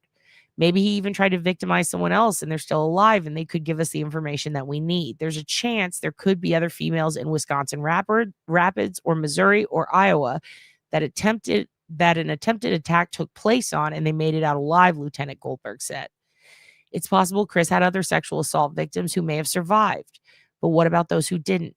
After all, it's not 100% confirmed whether Chris went after graduating high school, where Chris went after graduating high school in Wisconsin Rapids. Now, at the time, it wasn't. Now we know that he was basically following his baby mama around, and there are actually confirmed addresses for him, and I will show you those. Now, Renee's daughter responded to a Reddit thread about her mom 2 years ago in 2023, and I want to read this to you because someone's saying, like, I'm so sorry about your mother's loss. And what the fuck? Why didn't Johanna get in trouble for this? Now, in this Reddit thread, Renee's daughter says, thank you. That means a lot. We may never find her body or have any real answers, but I'd like to think she's at rest. There's no telling the things that could have happened, and quite frankly, I'd rather not. I would love to know why the police never found anything, even with say help from Christopher. Oh, with what some say was help from Christopher's wife. If you ever want to know my take on it all, private message me. I think there's a lot of things that could have been done differently or done at all in general regarding my mother's case. It's so sad to think more than one woman was killed by this man and they didn't try harder. Lots of behind the scenes, and I know most people don't like. I would love to go out myself and search some areas. Instead, the sheriff's department believes Chris used his four-wheeler, which is now owned by his brother Jason. And that's just a side note. That's from me, not from her. Investigators measured the height of the handlebars and confirmed that it could fit if you lifted the gate a few inches. Now, this is how he would have gotten to the bodies. In multiple witness statements, including his wife's, we know Chris drove up to Wisconsin with his four-wheeler in the back of his truck. It was also seen downtown the night of Deirdre's disappearance. That is a pretty big deal, if you ask me. So, those are the statements from this young lady. And there's a lot more. There's a lot more. And when I get them all, I'd love to share them with you. But right now, that's what we got. Okay? Now, let me remove this. And let me pull myself back up here. So essentially, there's little conflict in her statements and what was reported. But as time has gone on, some things have been clarified. And essentially, she felt threatened. She did help hide the body. And then she disappears. And she also changed her name in 2010. Now, I'd like to show you real quick. Let me pull up this map here. I'm going to show you this map.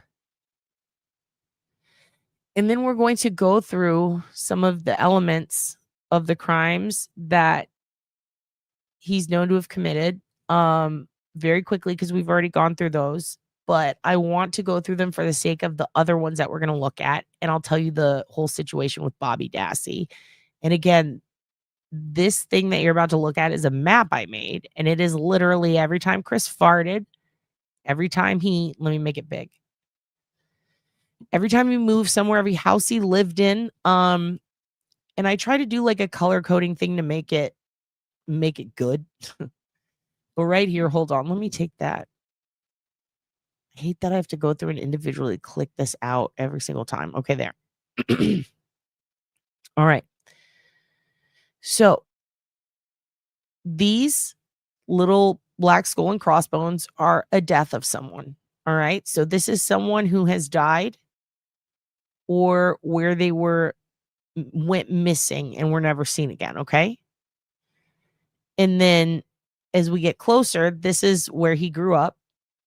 So this is where he grew up, went to high school, all that stuff. This is Wisconsin Rapids. Okay. So every time he was arrested is listed here. Anytime he moved, listed here. Domestic disputes, listed here. Got married, it's all here. And it goes in order. All right. So you can kind of see everywhere he went. Ping, ping, ping, ping, ping in different order. All right. Now I'll tell you right now, when we zoom out, this is the exact situation we have. These green little guys, these are deaths that are not attributed to him, but could potentially be him based on MO, time frame. I don't know. What do you think? We're going to look at these, okay? We're going to look at them and you tell me. But these are missing and possibly murdered women who fit the description and are in a decent proximity to him. He did fuck around in Iowa. This is where Jody went missing. But also, let's take a look up here as we get close to here in Iowa. What is that? What is that? This right here is where he lived at one point with his wife. They moved in May. Okay. Jody, this is when Jennifer moves into the duplex shared by Van Sice. Okay. And I hate why this does this. Okay. And then right here is where Jody went missing just a few hours later. All right. So there's that. And I think that it's very odd because then you come over here and let's zoom out a little more. He's got clusters. Do you see that? He's got clusters. This is where he grew up. Okay. So this is 90s, and then also 90s where girlfriend lived, who eventually would become first wife. Okay. So here to here. All right. And then all the way down here, these are the ones that he gets busted 4 years later. And then down here is also where he lived. This is where he killed himself. And then right above it, these are other bodies. Right here, this is the Springfield 3. Look how close this is to places that he has lived. Springfield 3, his homes, and he moved around a lot. And then right here, this is where he worked. No, this is his attorney. Sorry, these are his attorneys. So his attorneys are right there. And then remember, in Springfield is where second wife disposed of stuff. Right here is where she lived. And this is first wife, which makes sense because he was with her in the 90s. This was her last home in 2001 is when she left there. And then over here, another place he lived. Like he's in close proximity. Another place he lived. So he's in and around the Springfield area, mid-90s to early 2000s. All right. We've got Renee Williams right here is where she goes missing. All right. And he also lives in Ava. I actually need to put his Ava address here, but he lives in Ava, technically. And then this is where he would end up dying in Douglas County Jail.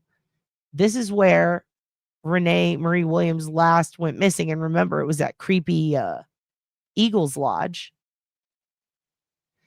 So this is an interesting triangle because also we have his other job over here.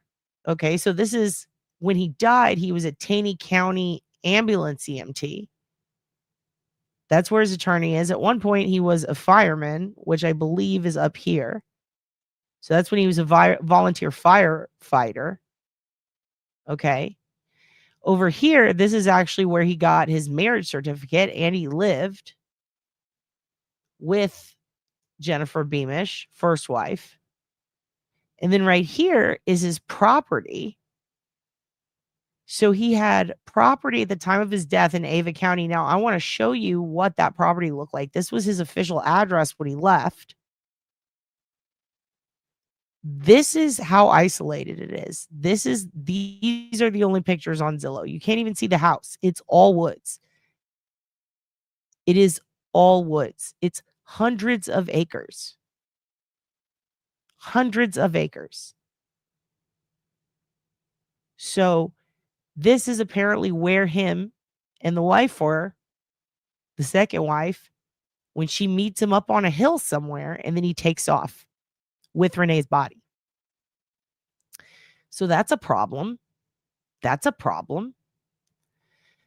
So why is there a triangle over all this? Well, because that's kind of how you can figure out the geomapping of a location that is perhaps within the center area of somebody who has perhaps committed multiple crimes. Oh, you couldn't see the property? Shit.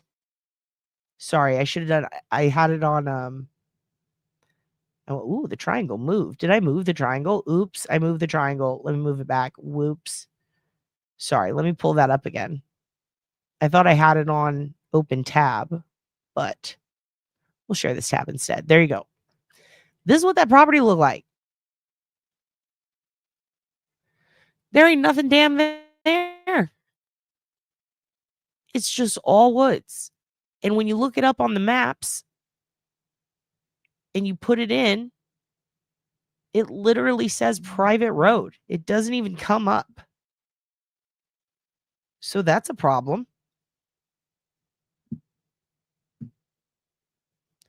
So this is essentially where he would have gone up the hill somewhere, and there used to be a house on this lot. But they don't, even Google Maps doesn't go there. So yeah. It's crazy. So now I'm going to pop back up. And we are going to look some more at this. Oh, my triangle. It keeps moving. Why is it doing that? I'll have to make sure it doesn't. Now, excuse me. So, the area where, here it is. Let me show you this again. Let me pull this up so you can see it. Okay. So, the area where Teresa Hallbach went missing is right here, Manitowoc. See that? Manitowoc, Wisconsin, right there. Oh, there it is. Oopsie. And that's where Stephen Avery lives with Brandon Dassey. Okay. So this whole area is where all that shit went down. All right. Now, Bubba Dassey lives out yonder way, right over here. Okay. Lake Winnebago is in between Bobby, Brendan, Stephen, and that there triangle. Now, what's crazy to me is Teresa Hallbach's case happened in 2006 on Halloween night. Okay. And look at this proximity to all these places where these women who he has been considered a person of interest in or that he did kill ended up going missing. And then all his crimes in Wisconsin Rapids throughout his life. And the reason that that's important is because regardless of whether he did have anything to do with the Teresa Hallbach situation, okay, I thought it was weird how close this is and how comments are made by various people in that damn documentary about going to Wisconsin Rapids to party. And I was thinking a lot about it. And I was thinking, okay, and I want to show you something that is wild to me. First, I have to read you a little bit, okay, about Deirdre Harms. Because Deirdre Harms, she's the most recent victim, Deirdre Harm, who went missing 19 years ago. So almost 19 years after missing Wisconsin Rapids woman's remains were found by deer hunters, the Wood County District Attorney has determined the case is solved. That's what we found out last week. Okay. The district attorney, Jonathan Barnett, reviewed reports from law enforcement regarding the death of Deirdre Harm, who was 21, and agreed there would be enough evidence to charge Christopher E. REVAK with the crime if he were still alive. However, he hanged himself in his jail cell in 2009. So, what happened to Deirdre Harm? She was 21 years old when she was reported missing June 11th, 2006. She left her young daughter with a babysitter and had gone out to a tavern on June 10th. 2006. Okay. So she's right here. So she was talking to an unidentified man at the Finish Line Tavern located at the 100 block of 1st Street North in Wisconsin Rapids, Wisconsin. The two, her and this guy, left and went to another club located on the 100 block of 2nd Street North, where they were seen talking with another couple at approximately 12:30 a.m. The identity of these three people is unknown. Now, that is in an old article. She was last seen this is on her old her Charlie Project information. Okay. So now I'm going to tell you that they did identify who the couple was. So Harm went to several Wisconsin Rapids taverns the night she disappeared and was seen by several people who knew her, according to the report. Several people reported seeing her with a man who matched REVAK's description. On November 20th, 2006, 2 hunters reported finding a human skull and human remains near Marsh Road in the town of Seneca. Okay. So that is going to be here. So you can see how, because at the time he lived down here. Okay. I went too far. He lived down here. So if Deirdre, all right, was murdered here and then dumped here on his way back home here, that makes a lot of sense. Remember, he dumped and scattered their Renee's stuff as he drove to get rid of her body. So he's the type of guy who will take a body en route and distribute belongings of the victim and dump the body along his way to a second location. The Wood County Sheriff's Office did a search of the area and collected the remains. On November 22nd, 2006, an expert determined by dental examination the remains belonged to Harm, according to the report. On July 30th, 2009, Douglas County, Missouri Sheriff Chris DeGase called Becker, who was an investigator at the time, and said that they had arrested REVAK for a homicide, and REVAK had hanged himself in the jail. DeGase said REVAK was employed as an emergency medical technician with Taney County, Missouri. His work records showed he was off from June 3rd to June 16th, 2006. This is very important. He was off from June 3rd to June 16th of 2006. Okay. His wife said they had taken REVAK's daughter to visit family in Wisconsin Rapids during the time, according to the report. A witness who had seen Harm the night she went out was shown the picture of REVAK and said he was the guy. The woman says she was 100% sure, according to the report. Now, here is something that's going to trip you out, okay? Let me get rid of this real quick and pop myself back up, because I need to put this over here so that I can show you this mind-blowing shit. Give me 1 second. Okay.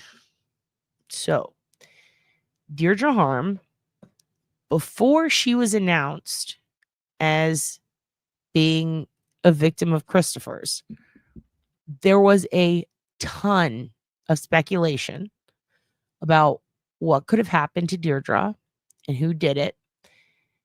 And for those of you who don't recall, I'm going to show you. Hold on 1 second. Let me pull this up. I've got a couple here. Here, let me pull the right documents up. I'm going to give you a quick, we're going to do a quick golf fight while I pull the right documents up. I am more organized, but I have so much to show you. I don't know what to do first. Oh my God. Okay, here. Here. Okay, here's a Canadian. Drive the fuck up there or you're going to get booted the fuck out of here. Yeah, no, fine. Enough. No, you're not a tough guy. Hurry up. I'll fucking promise you that. Hurry up. He's pretty tough. Not that fucking tough. No, he's not. Not that fucking he's not. tough. He's not tough. No, he's pretty tough. He's not tough. Fucking tough. You're not tough. Hey, you're not tough. Let's get going. Get going. Or you can play behind us all and you can take all the fucking time you want. This is golf. fucking You're not tough. This is golf. This is not golf. It's not. You can stand there 15 fucking minutes. You can't even. You guys can't even stand and tee your ball up, man. Yeah, no, he's teeing up, man. That's fine. He's not teeing it up. He's standing there. Do we need to get the police out here? No, we don't need police. We're not. Okay, then let's get going here. Let's go. Pick your shit up and get going. This is not fun. We're what? I'm gonna throw him in this fucking lake. Is what's gonna happen. No, fuck you both. This is fucking bullshit. They've been sitting there for fucking 23 minutes. Well, cry about it. Fucking cry about it. I'm going to. Fucking cry about it. I'm gonna fucking cry You about fucking it. pussy. I'm a pussy. Like, fucking cry about it. Buddy, you're gonna get fucking shit to. I don't give a fuck. Like badly. Good. Let's fucking go, man. Buddy. Oh. You don't want to go me. Nope, I'm not filming this. I'm not stopping. No, you guys need to get off the golf course. Yeah, we will, man. No, now. Like, pack up, go now. Get in the car and go. I don't know what you're doing. Fuck. You're not scaring anybody. You're just making yourself. Hey, man, come on, man. Hey. Off to a good start, buddy. I fucking told you. Man, leave him alone. You want to know? You want one too? Came at me. Leave him alone, man. I got it all on record. It's around the goal. I got it all on record. Around the goal. Bang! Hey! You want to fucking go, guy? Leave him alone. Hey, leave him alone, man. I wouldn't be going back, you fucking moron. Bang! Hey! Bang! Come on, man. Bang! No, I'm not trying to get in there. Like, just like, fuck me. Enough! Are you still cheering on you? Enough! Get out! Hey. Enough! Things going well for him. Get him the fuck out of here!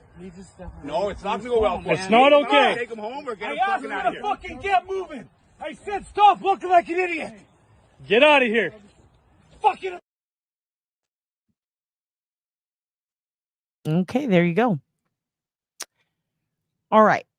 So I'm going to show you a post from 7 years ago that was posted on Reddit. This is the first time I saw this theory, if you will. Okay. And it made me wonder, has anybody else discussed this theory? And then I start looking and I find a ton. There's this old forum that was called Scared Monkey or something, where they used to just post like all sorts of different, it was just true crime stuff. And then there's a whole bunch of stuff from Unresolved Mysteries on Wayback Machine, topics, all these different forums from very specific areas. There's one called Data Lounge. Topics in Data Lounge were really the shit. And they were essentially people, and also there was the truckers one where everybody is just talking about these cases. It's a lot of people who are personally very close to these cases in particular. Okay. So once I saw this, I went, oh, and I started looking into it. And oh my God, the amount of other people who definitely thought this, were speculating this, and for good reason. And I'll show you why. But first, let me just read it to you. And I'm going to make it a little big because it's hard to see. Okay. All right. The death of Deirdre Harm. Now, this is 7 years ago. All right. So this is before her death was blamed on Christopher. Okay.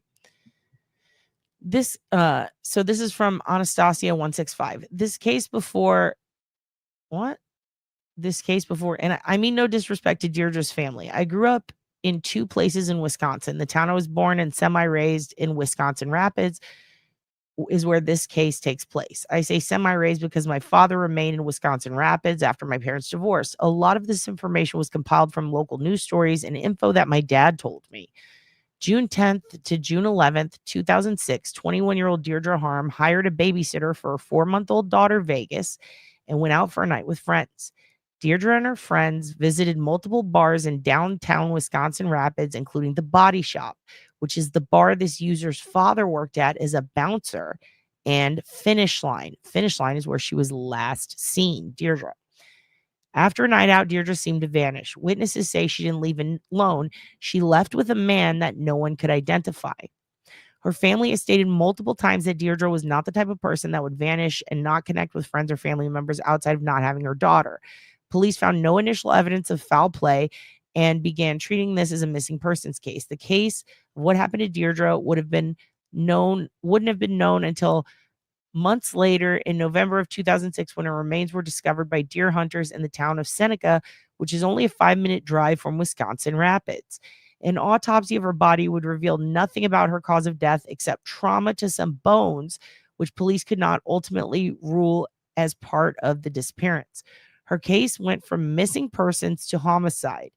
No new information would be found until 2009, when a tip came in to check out a Wisconsin Rapids man who had moved to Missouri, 36-year-old Christopher REVAK. Now, the tip came in 3 days after he killed himself. That's crazy. REVAK had been involved in multiple missing persons cases. REVAK was in Wisconsin Rapids at the time of Deirdre's disappearance, but before police could interview him, he hung himself in jail after he was arrested for the 2007 disappearance of a Missouri woman. Police noted many similarities between the two cases. Yet still no resolution has come to this case. Deirdre's family has declined to say if they believe REVAK killed her. Now, today we know that they said they are very grateful, but they do have a lot of questions. Why this case interests? Wisconsin Rapids is a distantly small town, so the fact that nobody has ever come forward is really sad. I personally believe that the man that Deirdre was leaving the bar with was either the person who killed her or led her to be set for death if what my father said he heard was correct. All that I hope is that Deirdre's family can one day find peace. Side note, and this is the crazy part. Some people think that Bobby Dassey, nephew of Steve Avery and Brendan Dassey, might have been involved, being that some people claim he looks like the suspect sketch and he too has a tribal tattoo on his left arm. So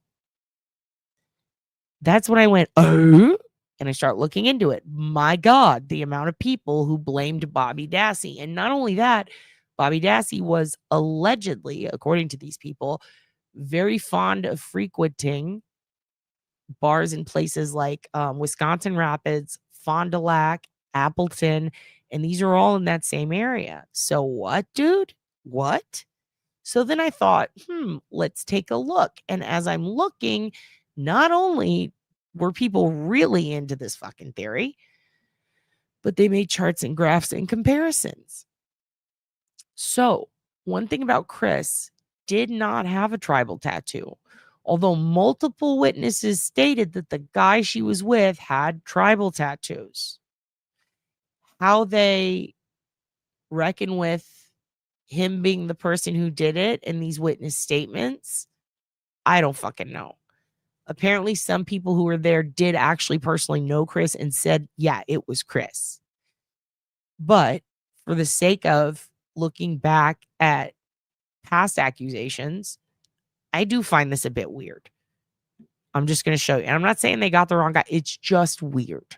I do wonder if they knew each other because this is, it's wild. So check this out. So almost everybody who had this theory said the same thing. They said, dude, he looks just like the sketch, Bobby Dassey. Now I'm looking at it and I'm going, I could see that. I could see that. Then right here, this is the drawing that the sketch artist made based on the description from multiple witnesses of the person who left with Deirdre's tattoos.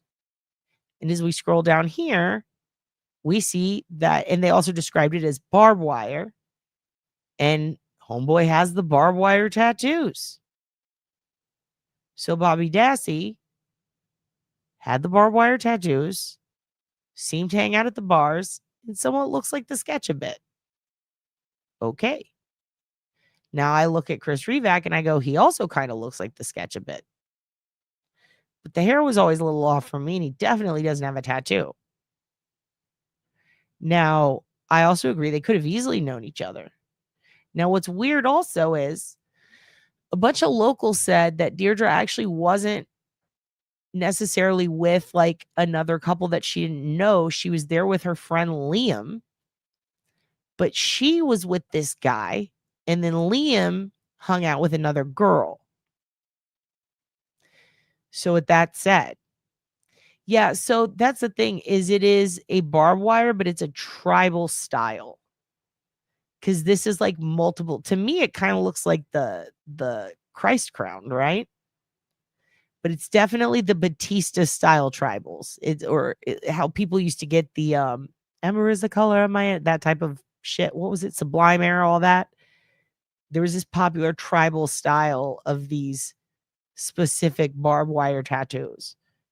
But it's wild how many people thought, oh my God, if Bobby Dassey is a serial killer who got away with multiple murders after 2005 because Ellie's hard on to stop Stephen Avery's lawsuit and deposition. But here's the thing, we now know, apparently, it was Chris. It was Chris. But by God, if that isn't convincing, By God, if it isn't convincing. I mean, damn.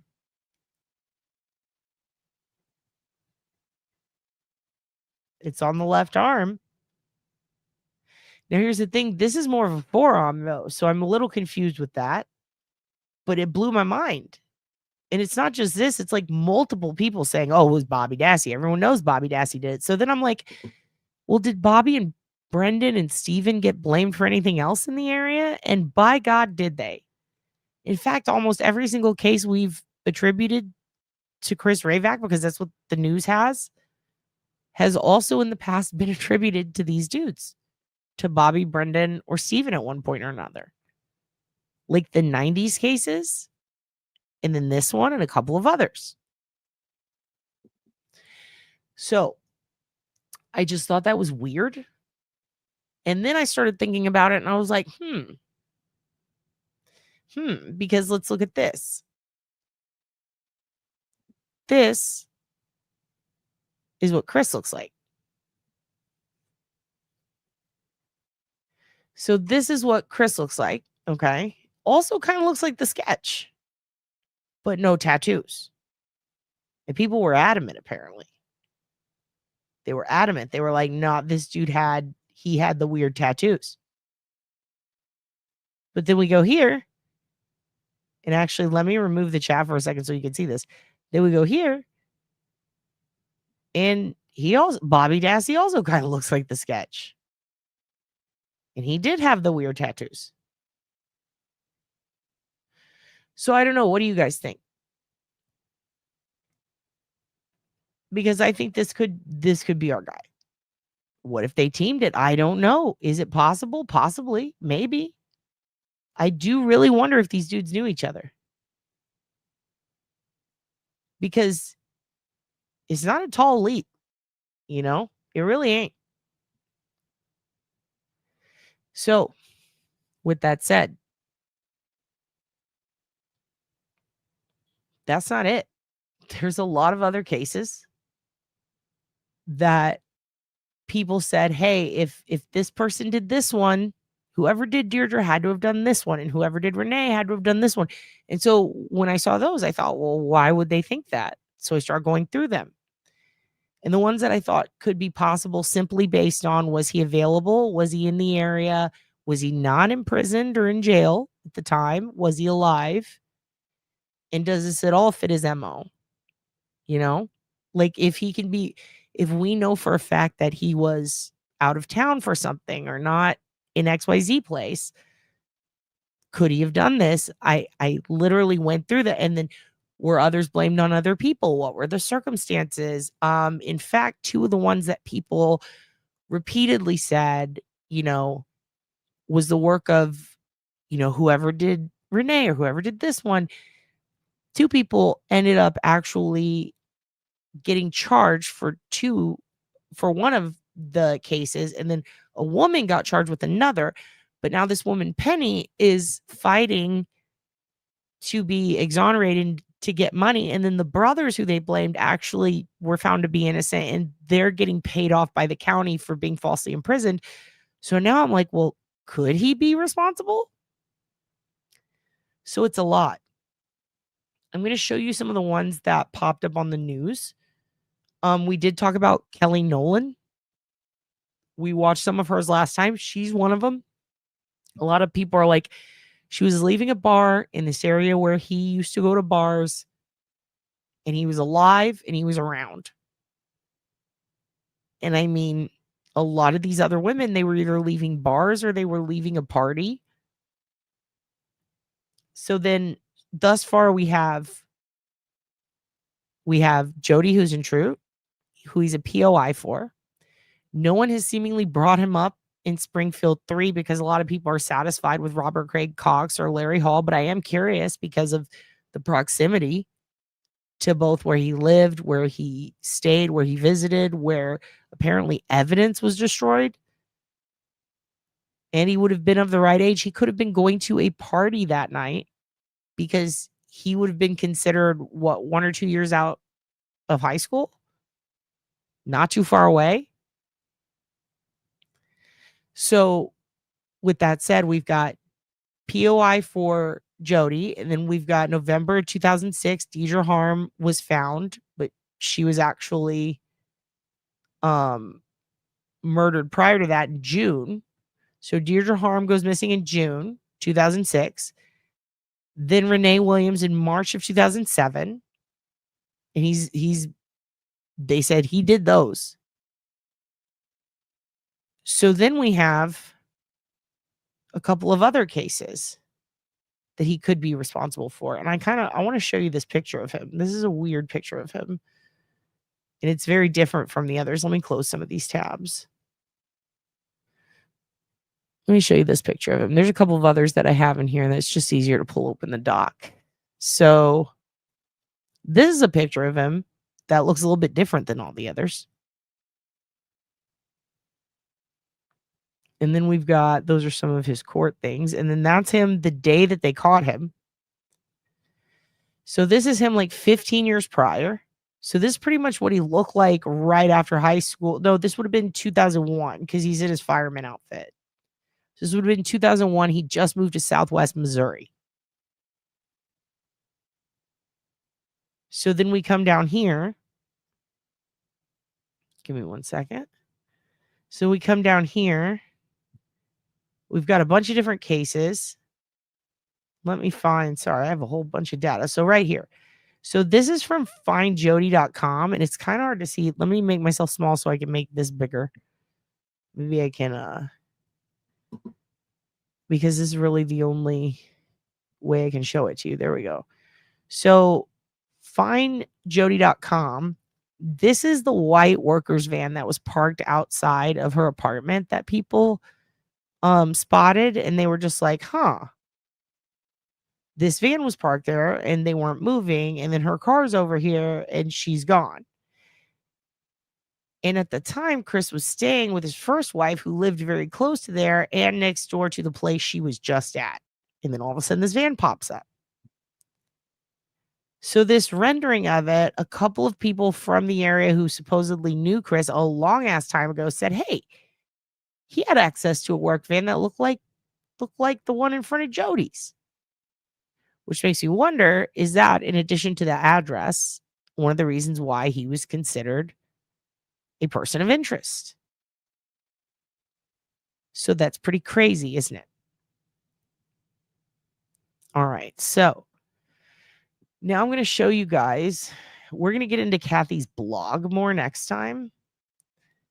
But I'm going to show you guys some of the other cases that I'm not going to say he's responsible for them or even say, like, I think he did it. No.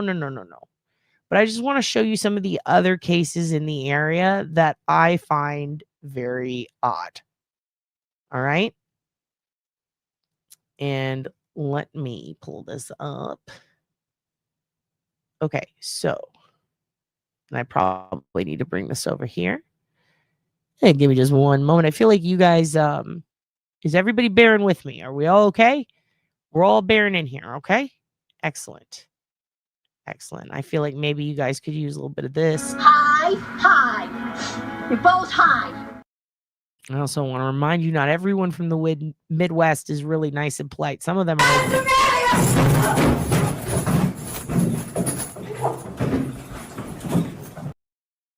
So there is that to consider, okay? And I don't know if you're ready to slide on into Halloween, but, you know, this might wake you up. Went viral was because parents kept writing letters and emails to the city of Boston. They're like, hey, there's a slide you put up at a public park. Super dangerous, by the way. The older kids can't really write it. Some of the younger kids just go flying. Can you please do something about this? And Boston for a while was like, it's a children's slide. How fast could it go? What do you mean? The city just kept brushing it off. They're like, you're fine. It's a children's slide. If you don't like it, just don't write it. Until they keep writing. They keep writing letters about this goddamn slide. The mayor's like, all right, we have to see what these people are talking about. I'm sick of hearing about this slide. And the city of Boston's like, all right, let's just tell an officer to go over there and just ride the slide and see what everyone's talking about.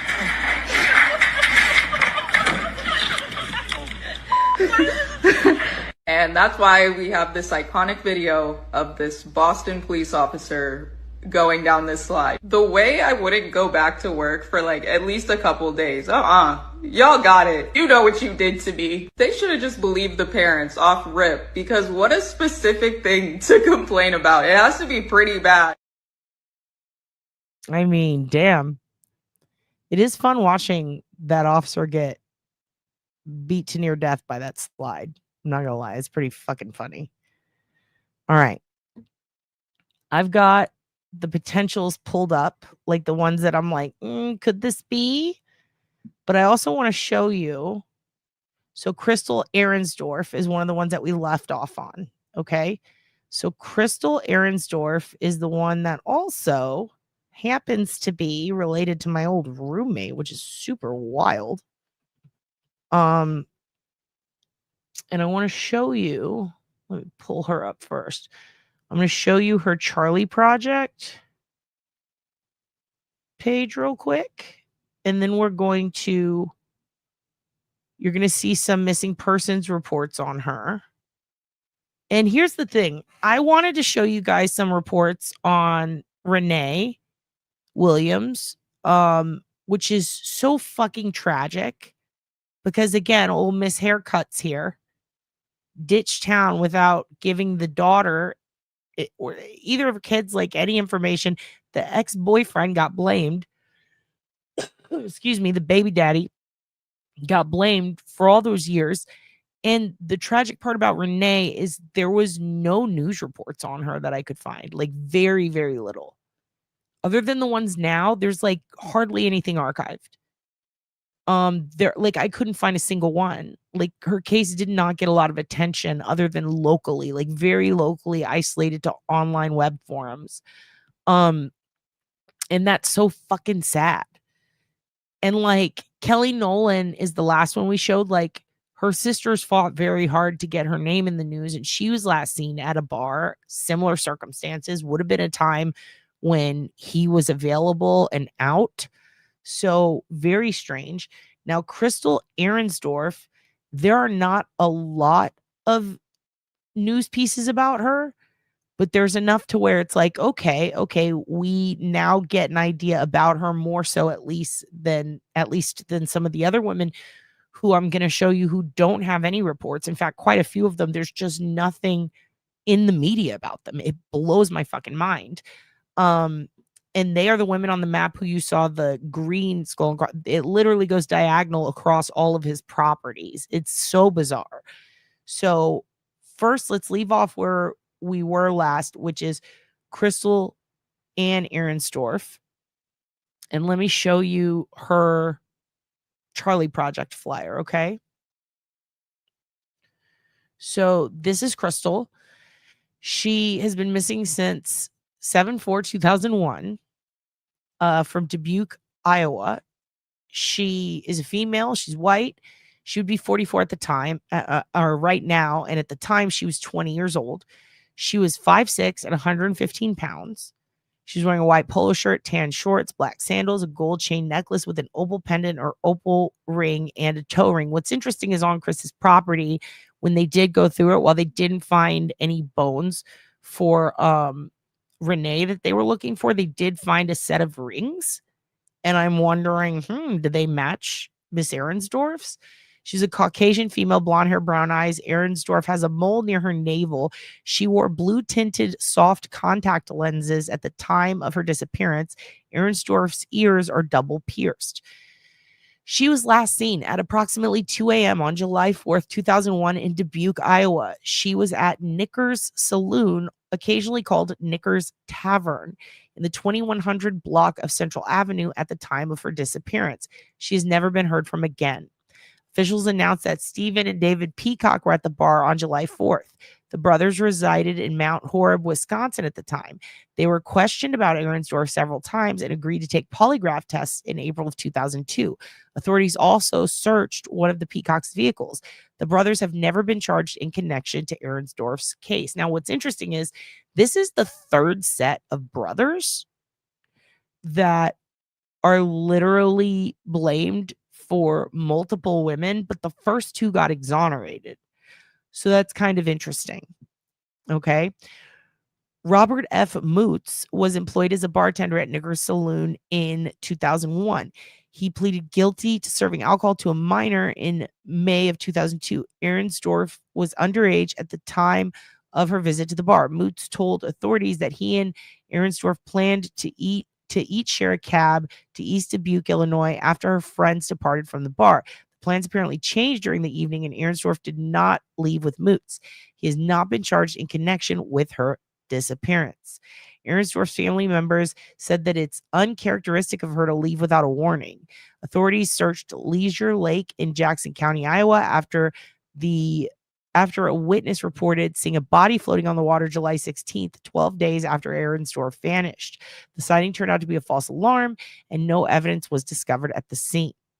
Investigators eliminated Ehrensdorf's boyfriend as a possible suspect in her disappearance in October 2001, 3 months after she was reported missing. Authorities said they do not believe she left on her own accord. Ehrensdorf's case remains unsolved. So this saloon that she was at, Nicker's Tavern or Nicker's Saloon, is on this map. And I want to pull it up for you so you can see exactly where it was. All right, give me just 1 second. All right, I'm going to share this tab instead. So as you can see, whoops, this right here is where Crystal went missing from, okay? So it's technically Dubuque, Iowa, right? So it's right there on the cusp. Now right here, though, this is where Deirdre Harm, this is where her remains were, okay? So that's very bizarre to me because this is literally in the center of this triangle, which is exactly where if you were geoprofiling someone, that's where it would go. So to have a victim right there in the center is kind of bizarre. So let's take a look, okay, at this part of town. We're going to view it in Google Maps so you can see the physical area. I'm going to share this tab instead. Everything seems to be operating quite smoothly. Now, remember I told you these are like tiny little towns, like they're little shitty areas, and they just, you know, even if it's looks like it's a decent sized city, like when you zoom in, you see these are like really little, like this is where she was last seen, and I believe this is the building. So this is just a very kind of middle of nowhere place, right? I mean, there's not a lot of shit around here. In particular. Maybe not at all. Okay, there. Let's go back to, oh, actually it can. We can go back to 2007. That's perfect. This is just a couple of years after. We can get an idea of what this area looked like. All right. So it pretty much looks the same. Whoa. Old Kentucky Fried Chicken. Now, Taco John's, my Nebraska roommates used to talk about. Okay, I don't trust it. All right. So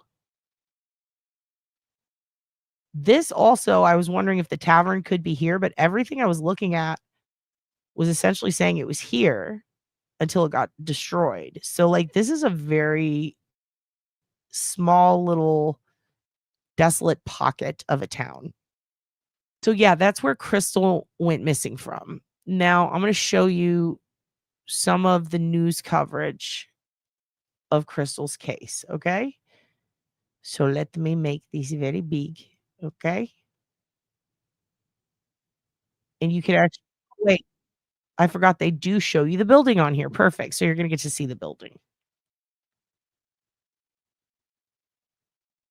So this is what's up with Crystal's case.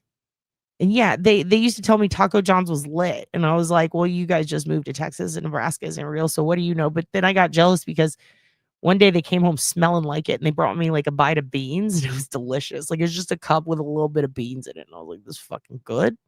And I love it. All right, here we go.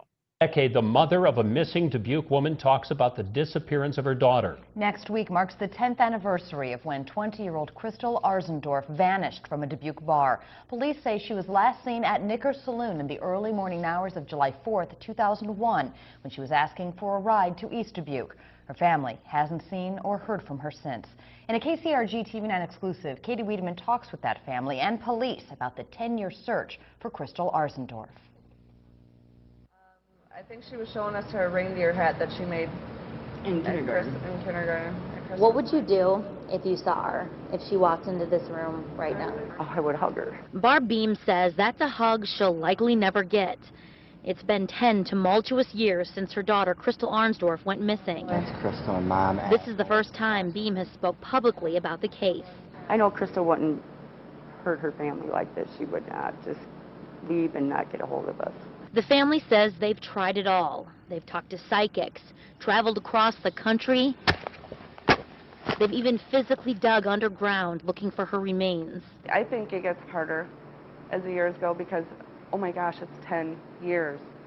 What's happened? In the weeks and months after Crystal disappeared, theories about what happened that night consumed the Dubuque Police Department. Hundreds upon hundreds of leads poured into police, but those tips never led to answers.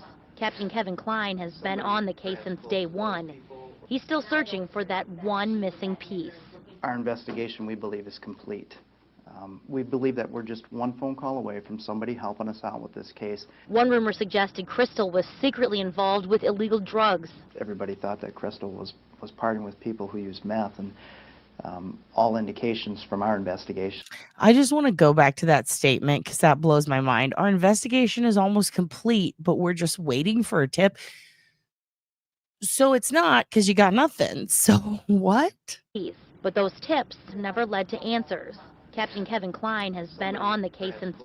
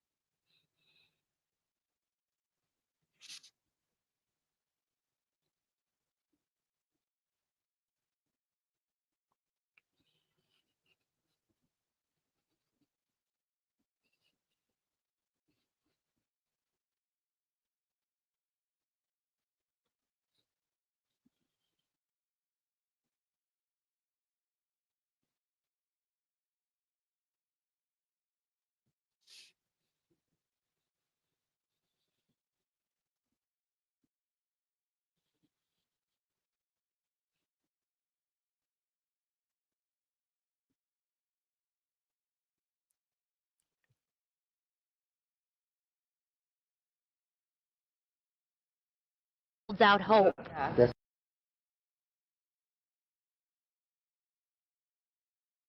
What the hell happened? Did it mute? Self-muted? How long has it been muted? No. We start over. Okay, the mother of a missing Dubuque woman talks about the disappearance of her daughter. Next week marks the 10th anniversary of when 20-year-old Crystal Arzendorf vanished from a Dubuque bar. Police say she was last seen at Knicker's Saloon in the early morning hours of July 4th. Ahrensdorf. We all went temporary deaf. Oh, no.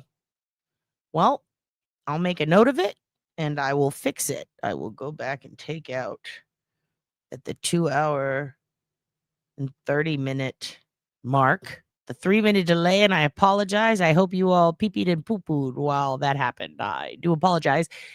Now, this argument between me and my Nebraskan roommates was Dubuque or Dubuque. Doesn't matter. I lived with a guy with this last name who was related to her, and I promise you it's Ahrensdorf because it's his name, and that's how he said it. She does not. She says Arsendorf, and I wish she wouldn't. 2001, when she was asking for a ride to East Dubuque. Her family hasn't seen or heard from her since. In a KCRG TV9 exclusive, Katie Wiedemann talks with that family and police about the 10-year search for Crystal Arzendorf.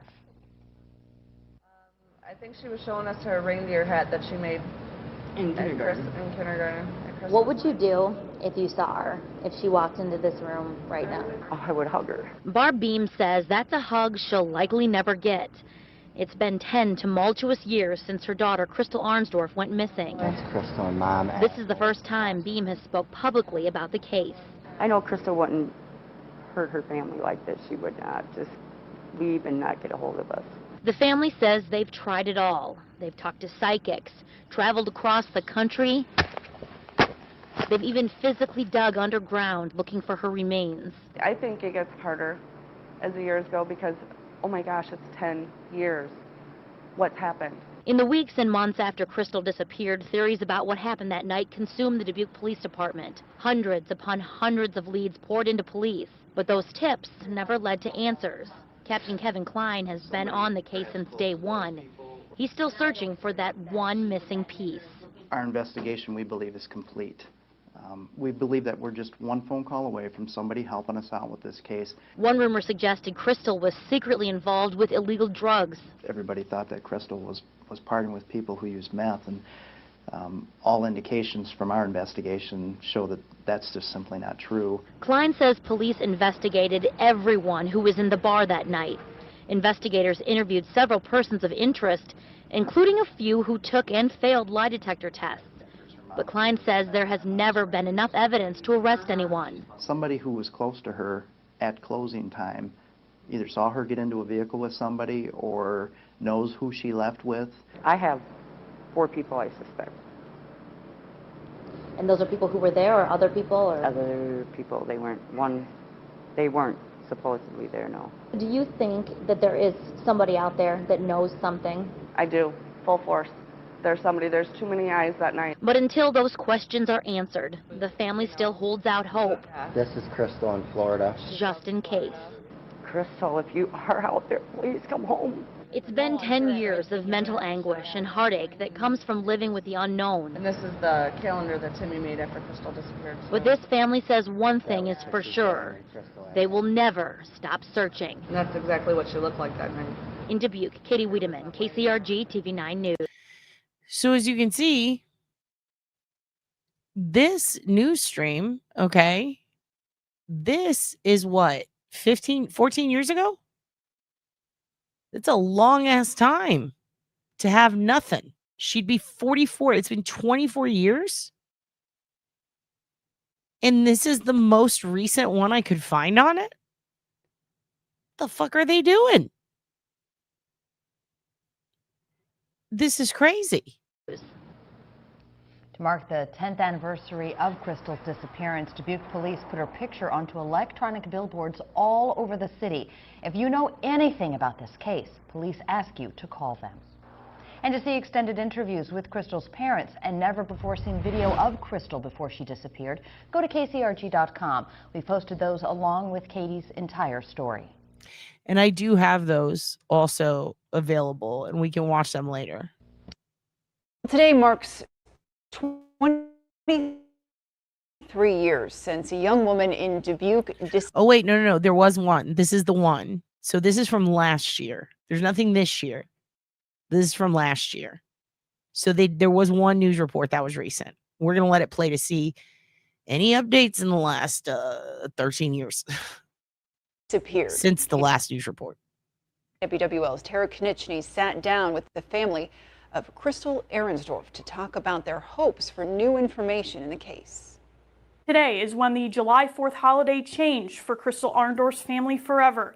Over 2 days. Also, again, say it right. Another thing I want to point out is almost all but like 3 of the women that you're going to see after this, there's a lot. They don't have any news stories about them. It's very concerning. Decades later, her family is still searching for answers. Think of it as your family, as your loved one. How would you feel if you've had to go this long with not knowing? On July 3rd, 2001, Crystal finished her shift and waited for her boyfriend to celebrate Independence Day. They argued over the phone, but Crystal still joined her sister Jennifer to watch fireworks in Dubuque. Afterwards, Jennifer and Crystal parted ways, and Jennifer took Crystal's car home to avoid drinking and driving, while Crystal headed to Knickers Saloon on Central Avenue with friends. They went down to Knickers, And then Crystal stayed with some friends of mom's that mom worked with. As the night progressed, her friends left and Crystal planned to cross the bridge to East Dubuque with the bartender, where bars stayed open later. You know, you always knew where she was. After the bartender got the bar cleaned up, Crystal was nowhere to be found for the cab ride.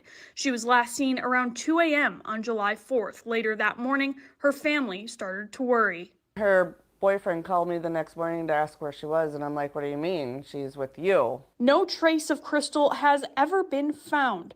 Police initiated a missing persons report on July 5th, but no evidence or charges came from the few suspects. 23 years later, no one has come forward with substantial information about her night at Nicker's Saloon. Just please, if you know something, say something. Yeah. Don't be that guy that let other people suffer. Crystal would be 43 today. Despite hundreds of tips, her case remains cold, leaving her family without answers. You know, it's just kind of a feeling that we get from when people talk about Crystal is that, oh yeah, this. And here's what's interesting is the other cases were solved from call-in tips and a news reporter forcing two different jurisdictions to work together by calling them and then putting it on the news and basically putting them on blast. And then they had a meeting with her and then they ended up solving those cases. So I'm wondering, has this jurisdiction been made aware? I'm sure now possibly, but I hope so. Person knows something, but they won't say something because they're scared. In June, Iowa Attorney General Brenna Bird launched a cold case unit to investigate statewide cold cases. And when someone is murdered or goes missing, it affects not just their friends and family who miss them forever, but the entire community mourns their loss. The unit includes 3 full-time investigators and a prosecutor. Oh, hell. And this is statewide, and this is Iowa, technically, even though it looks like it's in the Missouri region, or I guess, no, I should say South. I'm still learning my states, you guys. South Wisconsin, almost, going down towards Missouri. But it's right there along the border, right? Like, or close to it. So that means that the chances that Missouri hasn't reached out, now he is a POI in Jody's case, but that's just been announced recently because for so many years he wasn't. So curious if they are still, I mean, is it multi-jurisdictional state by state, or is this cold case unit relegated to simply Iowa? Interesting. With local law enforcement. Crystal's family hopes a new investigation and tips will bring an end to their decades-long nightmare. At least a gravesite to go and mourn. Because I got nothing. Crystal's family tells me that Nicker's Saloon was packed with people that night celebrating the July 4th holiday in 2001, leading them to believe that someone had to have seen her and someone out there knows something. Give us closure. Yeah. Crystal's case is still active with the Dubuque Police Department. A tip, big or small, could lead to a break in the case. If you have a tip, they can be sent to Kurt Rosenthal at the Dubuque Police Department. His email will be on our website at kwwl.com. In Dubuque, Tara Konieczny, News 7 KWWL. That's a last name, A jury Konieczny. convicted her 21 years ago. First. Okay, so remember how I told you there was another case that a lot of people were saying this has to be whoever's responsible for all these other cases, pretty much a bunch of them that Chris was accused of or was thought to be responsible for. People were out there saying, hey, this guy, this guy is certainly responsible for this case we are about to see. But watch what happened here. Degree murder. Now advocates for Penny Brummer say she is innocent. Tomorrow on the steps of the Dane County Courthouse, Brummer's family and members of the Wisconsin Innocence Project will state their case and offer a $10,000 reward. News 3 reporter Dave Delozier spoke with Penny Brummer's mother today. He joins us from the newsroom. Dave? Yeah, Eric, Nancy Brummer has spent the last 21 years working to find evidence to clear her daughter. She says from day one. And this would have been 1 year before Jody. And after about 18 sentences, including multiple felonies for abusing women. She believed in Penny's innocence, but she couldn't prove it. Now, thanks to community donations, they will offer 10,000 reasons for someone to come forward with new information. My first question was, did you do it? More than 2 decades after Penny Brummer was arrested and convicted in the shooting death of Sarah Gonstead, Nancy Brummer still believes in her daughter's innocence. And it just, when they came back with the guilty verdict, it was like, what happened? Investigators say Gonstead disappeared from this club on Madison's East Side on March 15th, 1994. So the reason everybody thought that this must be connected to all of these mid-2000s murders and even Crystal in 2001 is simply because this was another woman leaving a bar at that time when a lot of women leaving bars were ending up missing or murdered. And yeah, I know how you got, I see the hair. We have to acknowledge it. That was some little bubby child hair. I will admit that. Definitely. Her body was found in a wooded area outside of Madison 3 weeks later.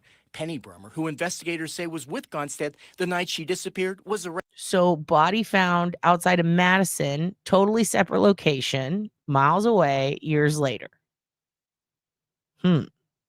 Arrested. A jury convicted her of first-degree murder and sentenced her to life. Yeah, this is Penny. For the last 21 years, Nancy Brummer has made the 200-mile round-trip drive to visit her daughter in prison. She's going to school, and she's doing excellent. But Nancy Brummer has not given up on Penny's innocence. She says prosecutors ignored evidence that could have cleared her and didn't find a murder weapon or forensic evidence to tie Penny to the case. 21 years ago, flyers asked for help to find Sarah Gonstead. Now flyers are asking for help to clear Penny. The biggest hope, of course, is that Penny goes free, but it's also for Sarah. This is for Sarah, because her murderer is out there. He's gone free for 21, he or she or they, I'm not even sure to tell you the truth, has gone free for 21 years. Now, a $10,000 reward, along with help from the Wisconsin Innocence Project, is giving them hope. Hoping that someone knows something that they didn't think was pertinent, but all of a sudden now it clicks in their mind, oh, maybe I do know something. So one of the interesting things I read about this case was, you probably saw it on the flyer there, but everybody maintained that there was no other person looked at, that it was just the girlfriend or the friend, Penny, that it was over a jealousy involving a woman, and yet they had no forensic proof whatsoever. And there was exonerating evidence proving that it couldn't have been Penny because she was elsewhere. I believe it was witnesses that saw her elsewhere afterwards. Apparently she parted ways with her. And also one person mentioned that they failed to run a sexual assault kit, which it was the 90s, but still. And now I'm wondering, bullet casing perhaps? Can they match it to a gun? Because apparently they couldn't with Penny. So did Chris have a gun? Could they match it to him? What about Brasher? This is weird. Nancy Brummer says DNA tests have been done on evidence in the case, but it neither ties Penny to the case nor clears her. Now, tomorrow morning, Nancy and the Wisconsin Innocence Project will hold a news conference outside the Dane County Courthouse. And Eric will be there, and we'll certainly let you know what information we find out from that. Well, we've seen what the Innocence Project has done in the past. We'll see where this leads. Dave, thank you. When I ran for office in 08 for sheriff, there was an active case. Okay, now this is one that we have already seen. So let me stop sharing this, because now we're going to get into the other cases, okay? Let me pull back up my trusty map. And actually, here's what I'm going to do. I'm going to show the whole window, okay? Give me un momento, por favor. You know what? We need to wake up.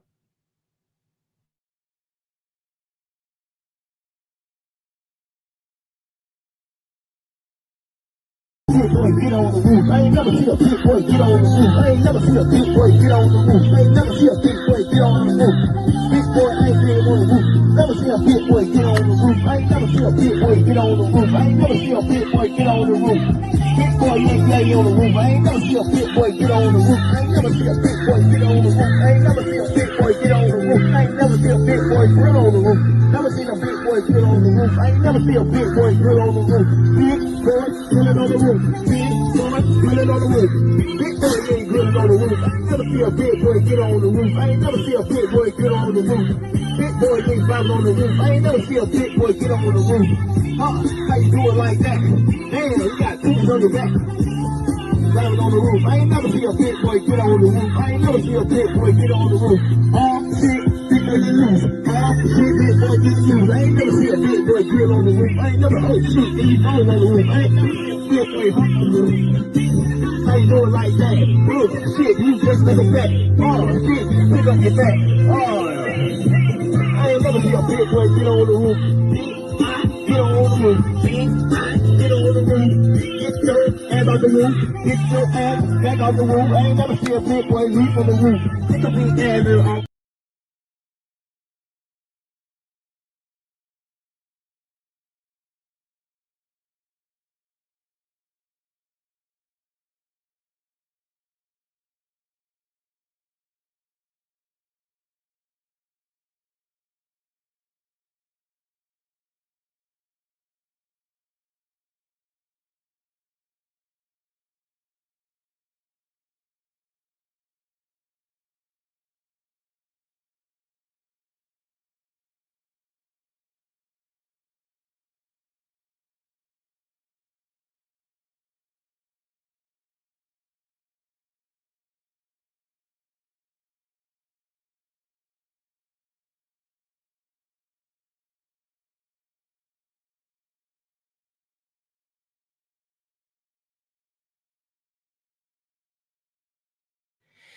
Gosh dang it. Why is it muting me?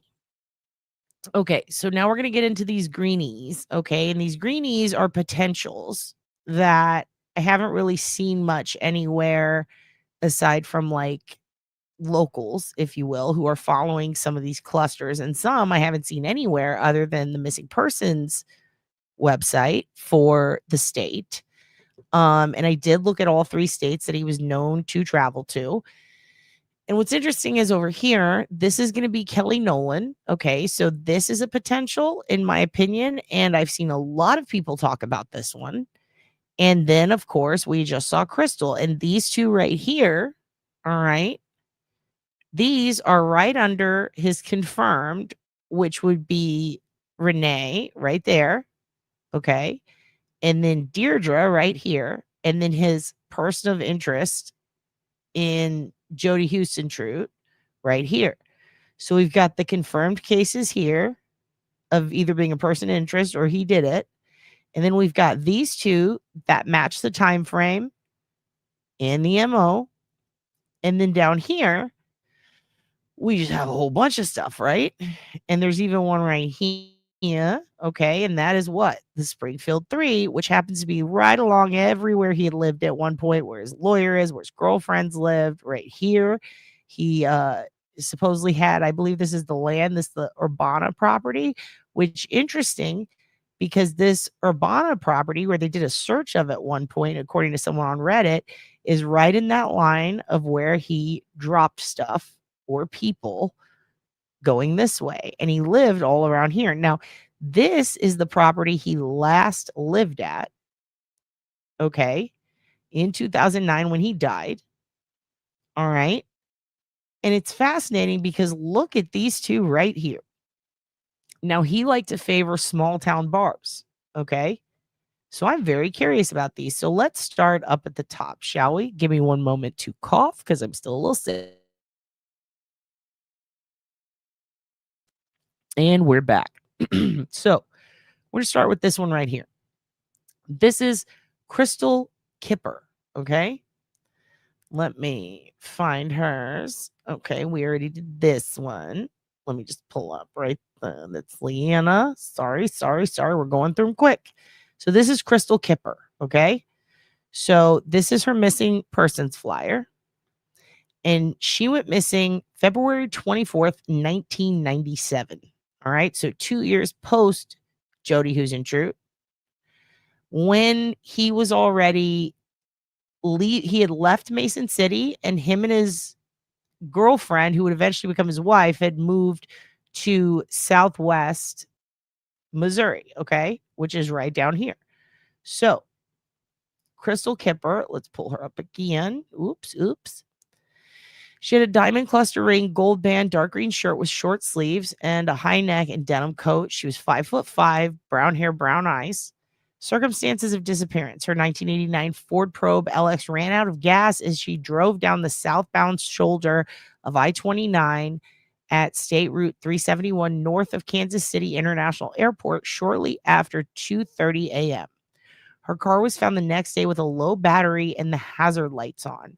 Now, this could be as simple anyone passing by, but I find it weird that at the time he pretty much would have had to have passed through the area, whether he wanted to go visit his lawyers, who he had to visit in Springfield, or if he had to come back from Wisconsin Rapids.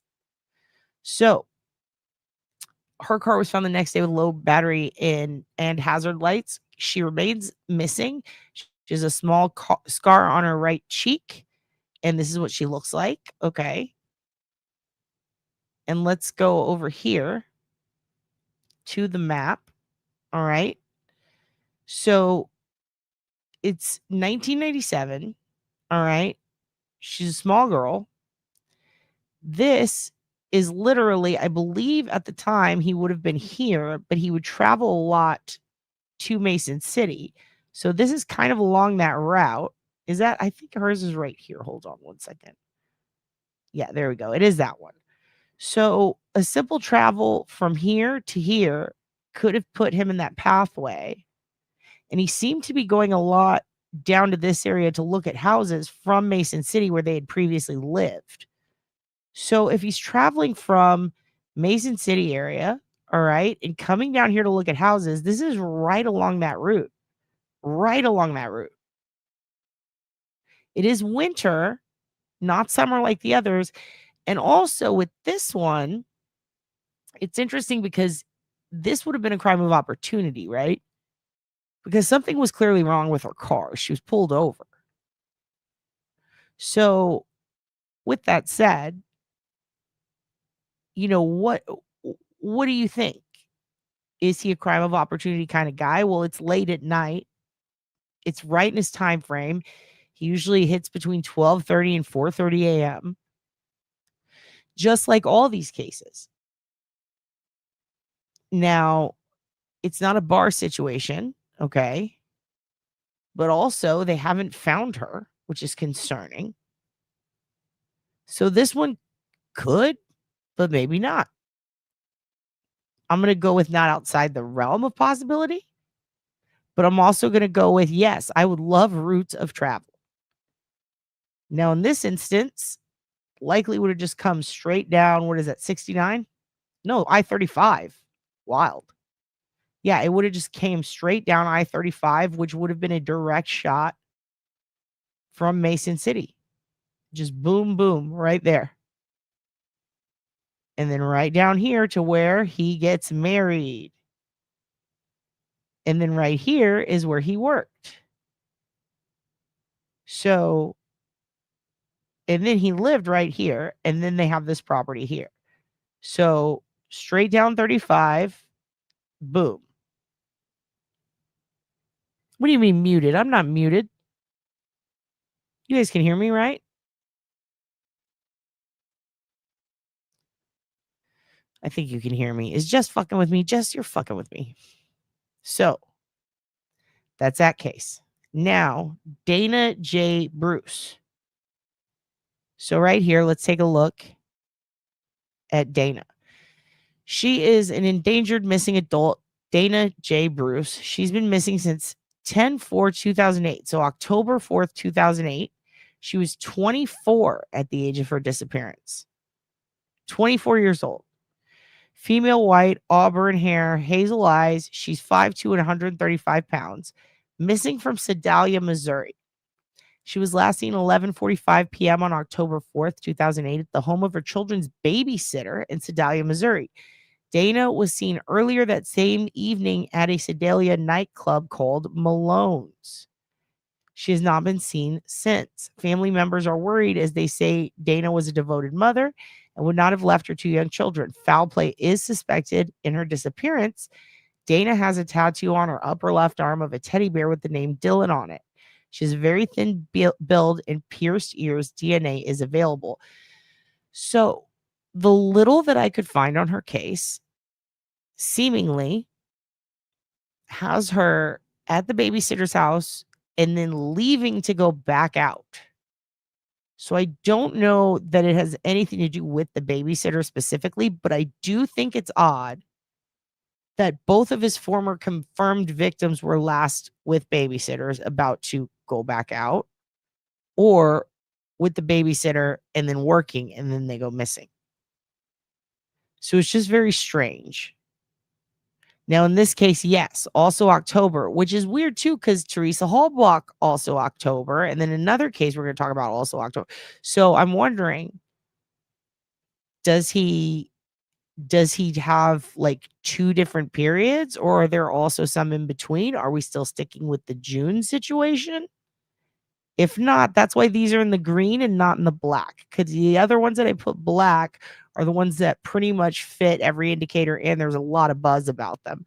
Now with these, it's like it could be simply based on proximity, definitely a victim type, like very small framed, very short, just dropped off at the babysitter, goes to bars, in the age range. But these ones with the green, there are a couple of things that are kind of, maybe there's like one thing per case, maybe even two that don't necessarily fit, but all the others seem to. So I'm curious about this. What do you guys think? Let's look at the map again. So in this case also, boom, house. Okay, direct access up 65. Now in this case, she was last seen at 11:45 p.m. and then she exited. So this also would have likely occurred probably after midnight, unless it was immediately. But this is also a very, very odd one. I don't know where the car was found. Or even if there was a car, really. They don't really say anything about that, like how she got around. I don't know. I really am having a hard time finding info on some of these, but I do plan on updating. These are some that I'd like to dive more into and see if there's more that we can find on them, so that maybe we can contribute something to them. Now here, Jasmine is going to be next. Now this is a June one. This is a June one for sure. Let me pull up. And this young lady, they don't even tell you her age on them. Okay, hold on. No, that's Vicky. God, it's so sad. There's so many. Oh, I don't think yeah, because I don't think I have Jasmine's stuff yet. Yeah, this one didn't have a lot of information at all. But I did think it was weird because, again, around this time, 2007, he would have been living here. Okay, this is the jail that he died in. All right, this is one of the victims, Renee Williams, is right here. All right, and then, yeah, we've got his recent one, Deirdre. He would have been traveling actually around that time in June, right? So he would have been traveling. Oh, stop doing that. Okay, he would have been traveling up here. Oh, fuck, it's moving my triangle. I need to solidify that. Okay. He would have been going from here, right, to commit Deirdre, her murder. And that was June 10th. And remember, he had that window of days off in June that same year. And then he dumps her right here. Okay. And then he's on his way back home, which would have been boop, boop, boop, boop, boop, right there. Yeah. It would have been on the right there. So he would have had to go through here to get home. So this is also in the center of this pathway. Now, Jasmine S. Haslag was last seen June 18th, 2007. I do need to get a picture of her. Actually, I might have one saved. I want to pull it out if I can. Let me see if I can find that one. Okay. So she was last seen in Jefferson City, Missouri on June 18th, 2007. She was on her way to Bland, Missouri to visit her children. Her abandoned car. Now, the abandoned car thing is interesting, and that would more likely fit with one of these clusters, this lower mid cluster here. If we would consider this one also, Crystal's case, abandoned car, right? So interesting. She was on her way to Bland, Missouri to visit her children. Her abandoned car was later found in Callaway County, Missouri, with the car battery and license plates missing. Now, this to me seems more like a Brasher's, but also crime of opportunity situation. So let me actually pull this up. Let me see if I can pull up a picture of her. Give me one moment, because I do think I have one somewhere. Just give me one moment. Let me see if I can pull that up. Please, to be patient with me while I try. Send this to an ableist. Knock, knock. Who's there? These who? Disabled. I am disabled, and you are my greatest enemy. You need to have more patience for my toxic traits, even the ones that I do on purpose. If you don't accept everything about me all the time, then you are a bigot. If you want my forgiveness, you can start by getting me these fashions. It's Autistic Girl Summer. Let's yell on the beach and also on the spectrum. Or this, it's ADHD Girl Summer. Let's be distracted on the beach and be bad at our tasks. I am excited to continue weaponizing my disability. And if you call me out for it, I'll make sure you explode. Please apologize by commenting, I deserve to explode. Okay, great news, everyone. You don't deserve to explode, but also it was another Jasmine. I was having a hard time finding stuff for this. The Jasmine Haslag. Sorry, I'm getting all these names confused in my head because there's so many, which is very sad.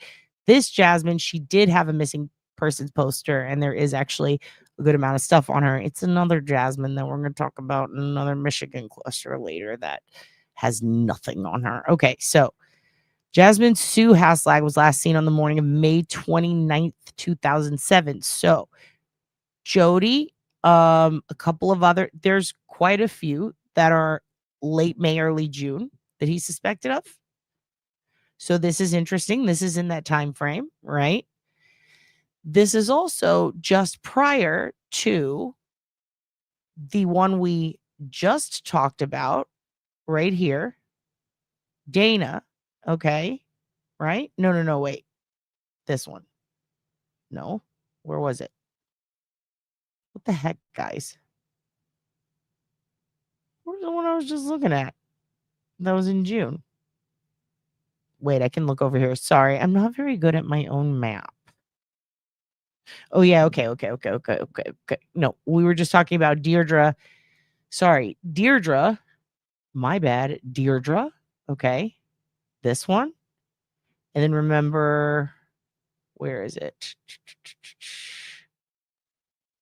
There you go. So Jasmine and then Kelly. It was Kelly. So Kelly is around that time too. So you've got Kelly Nolan right here. Okay. And then over here. So this all would have been, damn, there's a lot of stuff going on for this guy. All right. If he did this, he was doing a lot. But the time frame is very, very odd. So also in June, Jasmine Haslag. Let me pull up. Here it is. She actually has quite a few. So she was last known to be en route to Bland to pick up her children. She didn't arrive. Her abandoned car was found off Highway 94 in Callaway County, Missouri, with the battery and license plates missing. Now, I did not chart this yet, so I would like to see where Callaway County, Missouri is. So we're going to do a live mapping. Are you guys excited? Are you ready to explode? Now, she was 33 years old. within his realm. Now, she was a bit tall for him. She was 5'9", 115, but this also would have likely been a crime of opportunity, right? So, very interesting. Very, very interesting. All right, so let's come over here and let's just do a little, where's Callaway County? Oh, whoop, right there. All right, so let's back up on this map. And wow, very close, but going north. And this would have been prior to the graduation. So could this have been on the way if it were a crime of opportunity? Interesting. Interesting. I'm going to save that ping right there. And if you guys ever want to know how to add something to a map, you just go here and you just hit add. And then I can do, you know what, I'll do it this color just to be. And then we'll do one of these because this is where the car was found. And then you hit this. And then what I would do is I would take this flyer and attach it. This is still a process, people. I've got the list and I'm transferring it all, okay? And I'll just finish that later. And then boom, you're on the map. Isn't that cool? All right, excellent. Then we're going to come down here to Lenia Chapin. Gosh, there's so many. Okay, missing adult. This is Lenia Chapin. Now, a lot of people just spell it Lena, Lena. That is not how you spell it. It's spelled like this. And I think it's actually pronounced Linnea. Also, Chapin. Any relation to Ethan? Damn, that's sad. Is that a common last name? I don't know.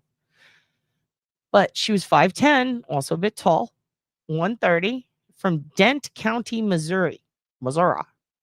April 2006, a little bit earlier. Now, Linnea was last heard from between January and April 26. Now, this is a broad range.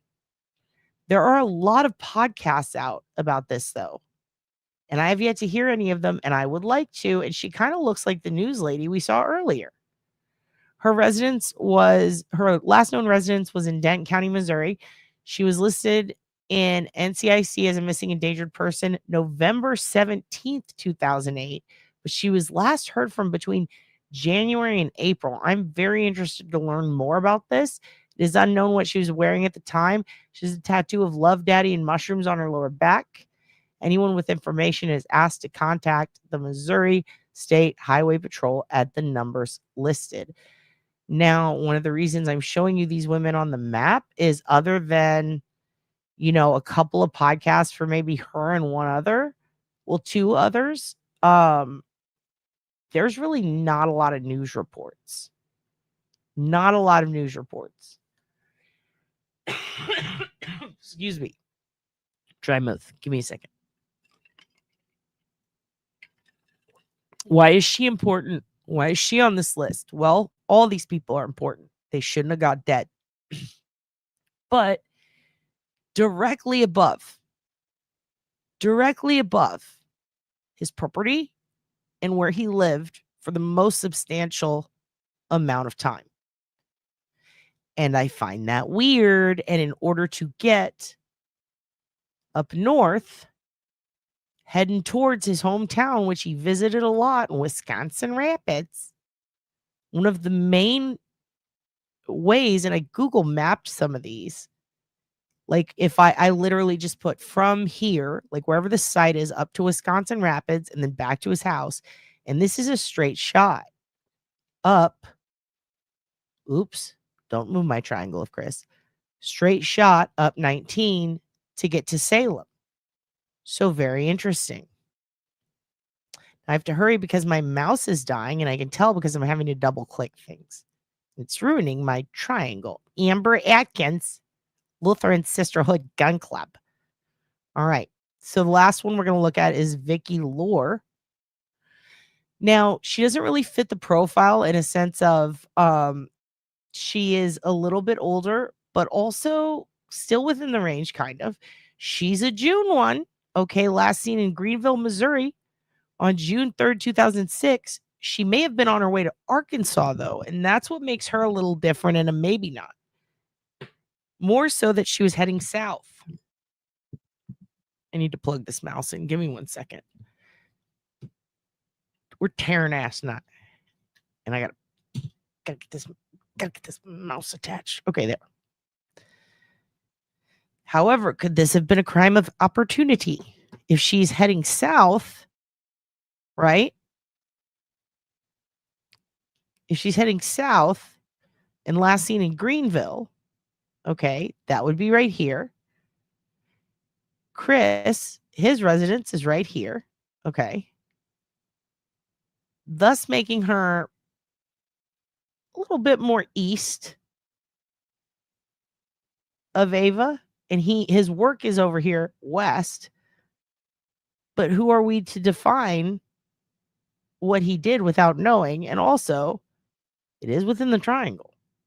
Now, this is an arbitrary triangle based on mapped coordinates, but I wouldn't put it past him because he liked to go to small cities, but not too tiny all the time. He was apparently known to go to a couple that would have been around the size of Poplar. I don't know about St. Louis, but I do wonder about this. Would this be another crime of opportunity? What was this about? She was last seen on her way possibly to Arkansas. There is not much on her case, but it also would have fit that time frame. And she is small, 5'5", 120. This little bitty thing. She would have been one of the slightly older victims, but still, I mean, these to me are well, why not? We need to look at these, because all could be en route to various places that he was known to go. And he's slightly east over here. I mean, it could be a direct shot, but I would say if it was right here, it'd be a straight shot up. But yeah, and then over here, you got Manitowoc and all that shit going down. I'm just very curious about these. Very curious. So, and did we do Dana? Okay, Dana J. Bruce. She's going to be the last one in the line, actually. Dana's going to be... Oh, there was Jasmine's. Damn it. I got her mixed up with the other Jasmine. Where are you, Dana? Get over here, Dana. Did we already go over Dana? Losing my damn mind. I think we did. Let me pull it up. Oh, yeah, no, we did. She was with the babysitter. I already closed hers out. Okay, so I think we did them all. So these are all the ones that I got for you today. All right? But that's a wild map, isn't it? I mean, there's a lot going on here. He went to a lot of places. He did a lot of things. He got married twice. He had some kids. He had some stepkids. He traveled. He did a lot of this shit late at night.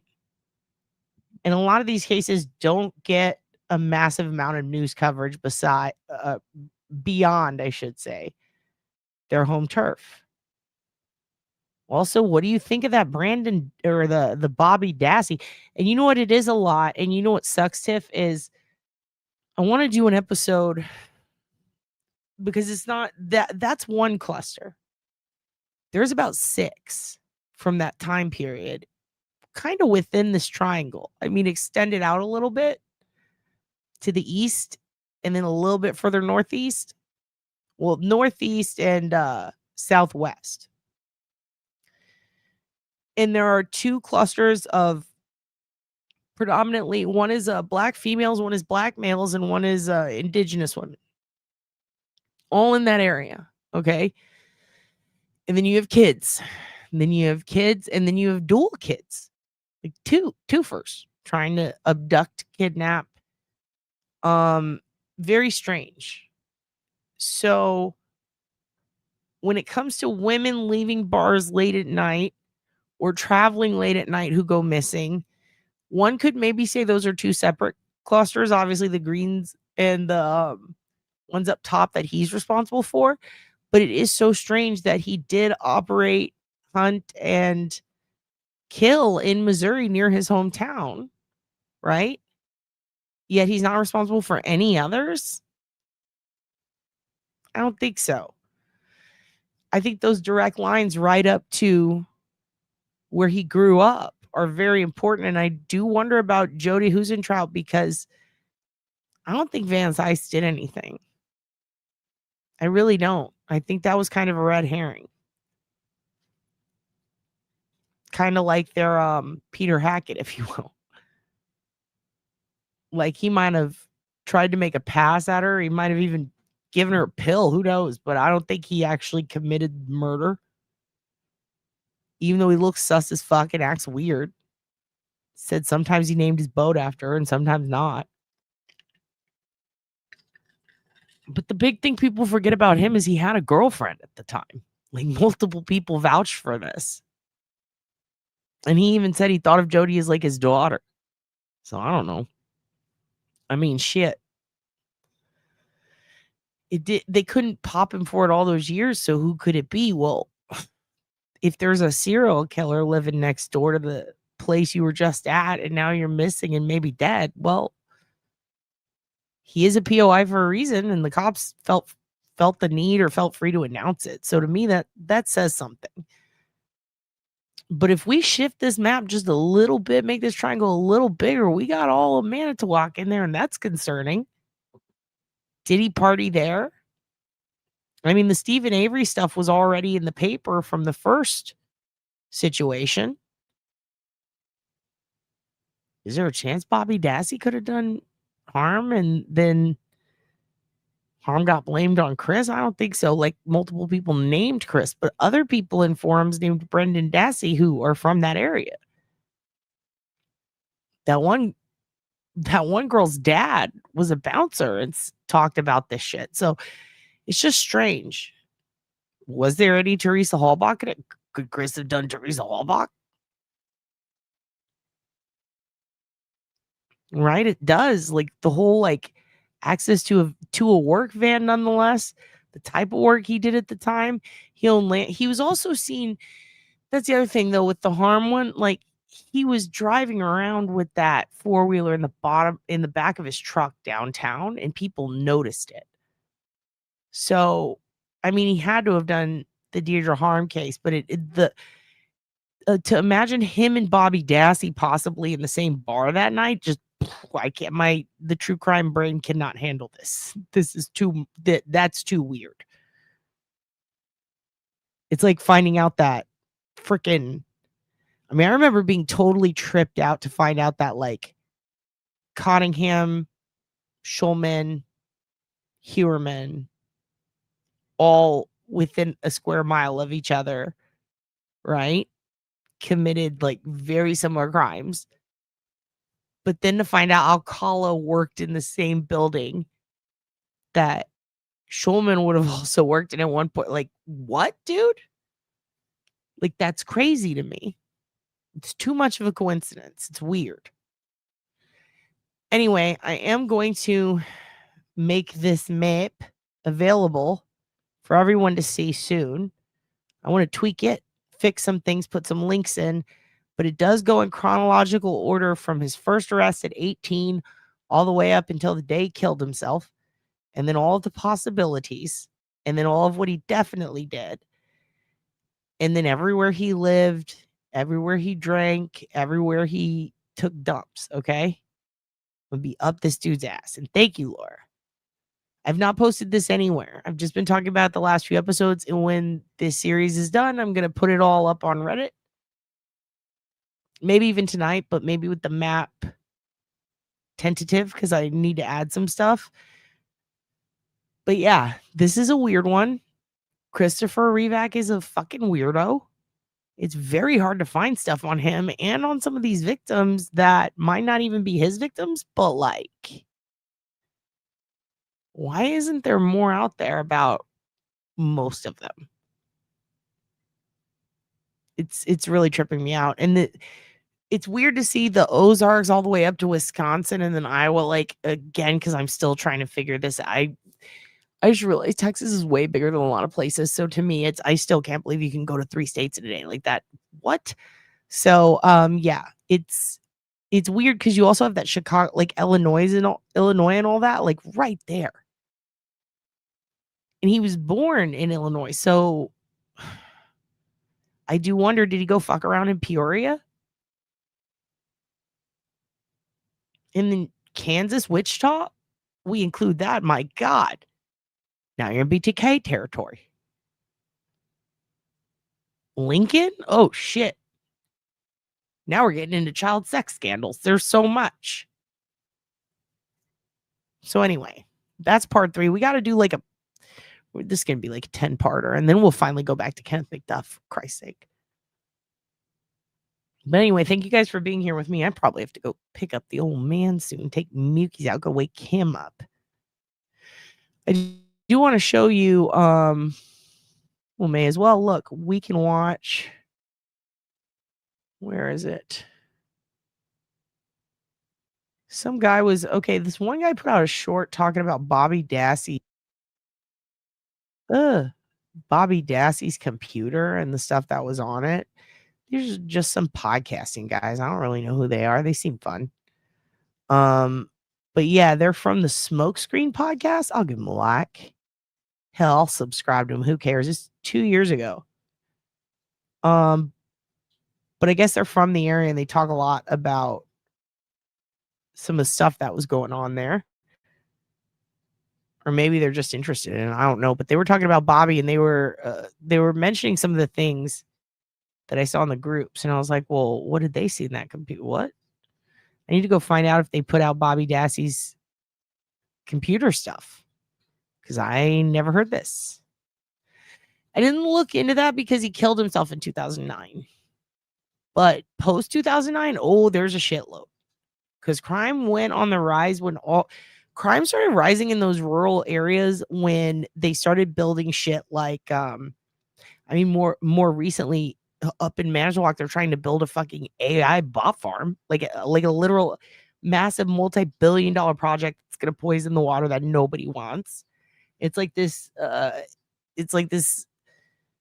don't even remember what they call it. It's artificial intelligence farm. It's literally just, it's Silicon Valley, but it just sucks all the energy and they use up a ton of electricity. They take over land using eminent domain, which is happening at the border. And then they dump battery shit in the water, just like Elon does to us. And they're fucking ruining everything. And like those have been popping up recently. But before that, there were like just massive amounts of trees and farming communities fucking plowed through to build more like tech-centric factories out in the middle of the woods. Yeah, like an AI data center. And it's wild because it's like worse than harvesting Bitcoin. Like it creates so many issues with the environment, and it's not like sure Iowa might be, but it's not like Lubbock. It's not like a place where you can put a bunch of giant fucking wind turbines to gather energy because there's trees fucking everywhere. So they plow all that out. It changes the area, it changes nature, it fucks up, the groundwater is getting destroyed there. And then now farmers are losing money and they're just losing land at a rapid rate and really just farms are losing income and can't sustain. So over the years, it's changed a lot. And as shit like that happens and as these smaller cities expand, and trust me, their population boom has been insane. Crime goes up exponentially. And then you have to account for everything just going on in the world, guns in schools, different reform, political shit going on. Everything's changed. Gentrification, all these things that are fucking people up, displacing families. It's wild. So now it reminds me of the story of Flint that Michael Moore talked about in that documentary he did about Flint. Was it Roger and Me?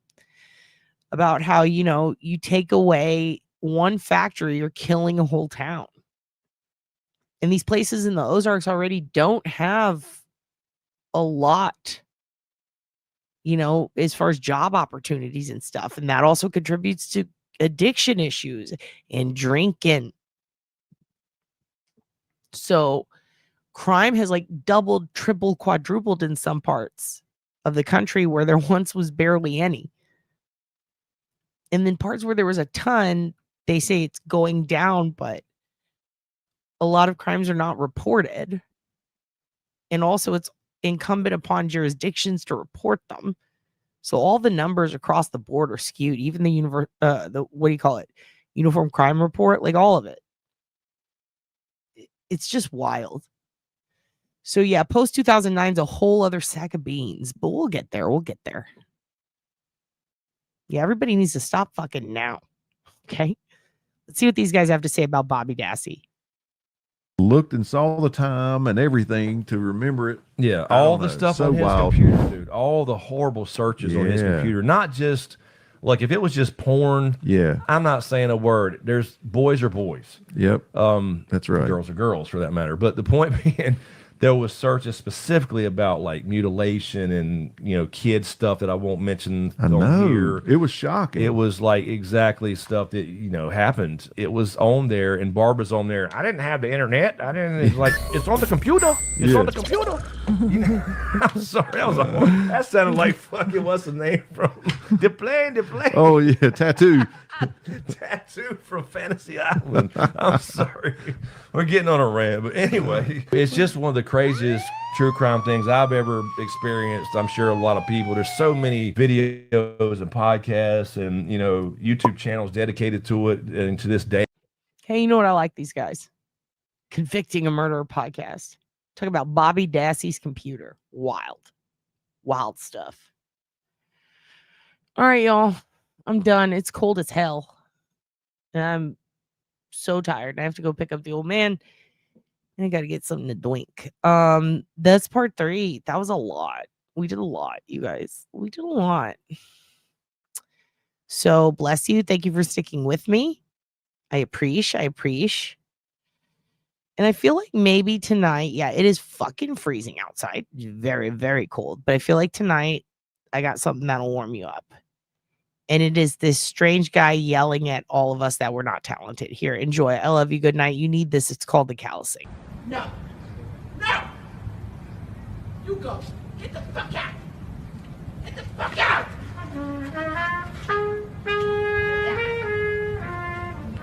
Get out.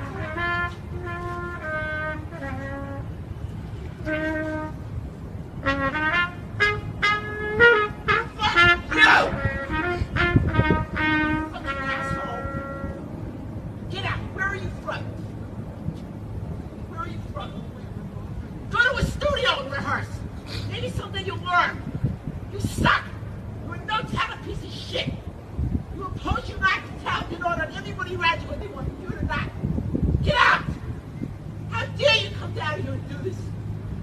I'm here 14 years. I've lived in this time my whole life. You're a disgrace. You suck. Big boy, get on the roof. I ain't never see a big boy get on the roof. I ain't never see a big boy get on the roof. I ain't never see a big boy get on the roof. Big boy ain't been on the roof. Never see a big boy get on the roof. I ain't never see a big boy get on the roof. I ain't never see a big boy get on the roof. Big boy ain't lay on the roof. I ain't never see a big boy get on the roof. I ain't never see a big boy get on the roof. I ain't never see a big boy get on the roof. I ain't never see a big boy drill on the roof. Never seen a big boy drill on the roof. I ain't never see a big boy drill on the roof. Big boy drilling on the roof. Big boy drilling on the roof. Big boy ain't drilling on the roof. I ain't never see a big boy get on the roof. I ain't never see a big boy get on the roof. Big boy ain't climbing on the roof. I ain't never see a big boy get on the roof. How you do it like that? Damn, you got tools on your back. Climbing on the roof. I ain't never see a big boy get on the roof. I ain't never see a big boy get on the roof. Shit, big boy get loose. Shit, big boy get loose. I ain't never see a big boy get on the roof. I ain't never, shit.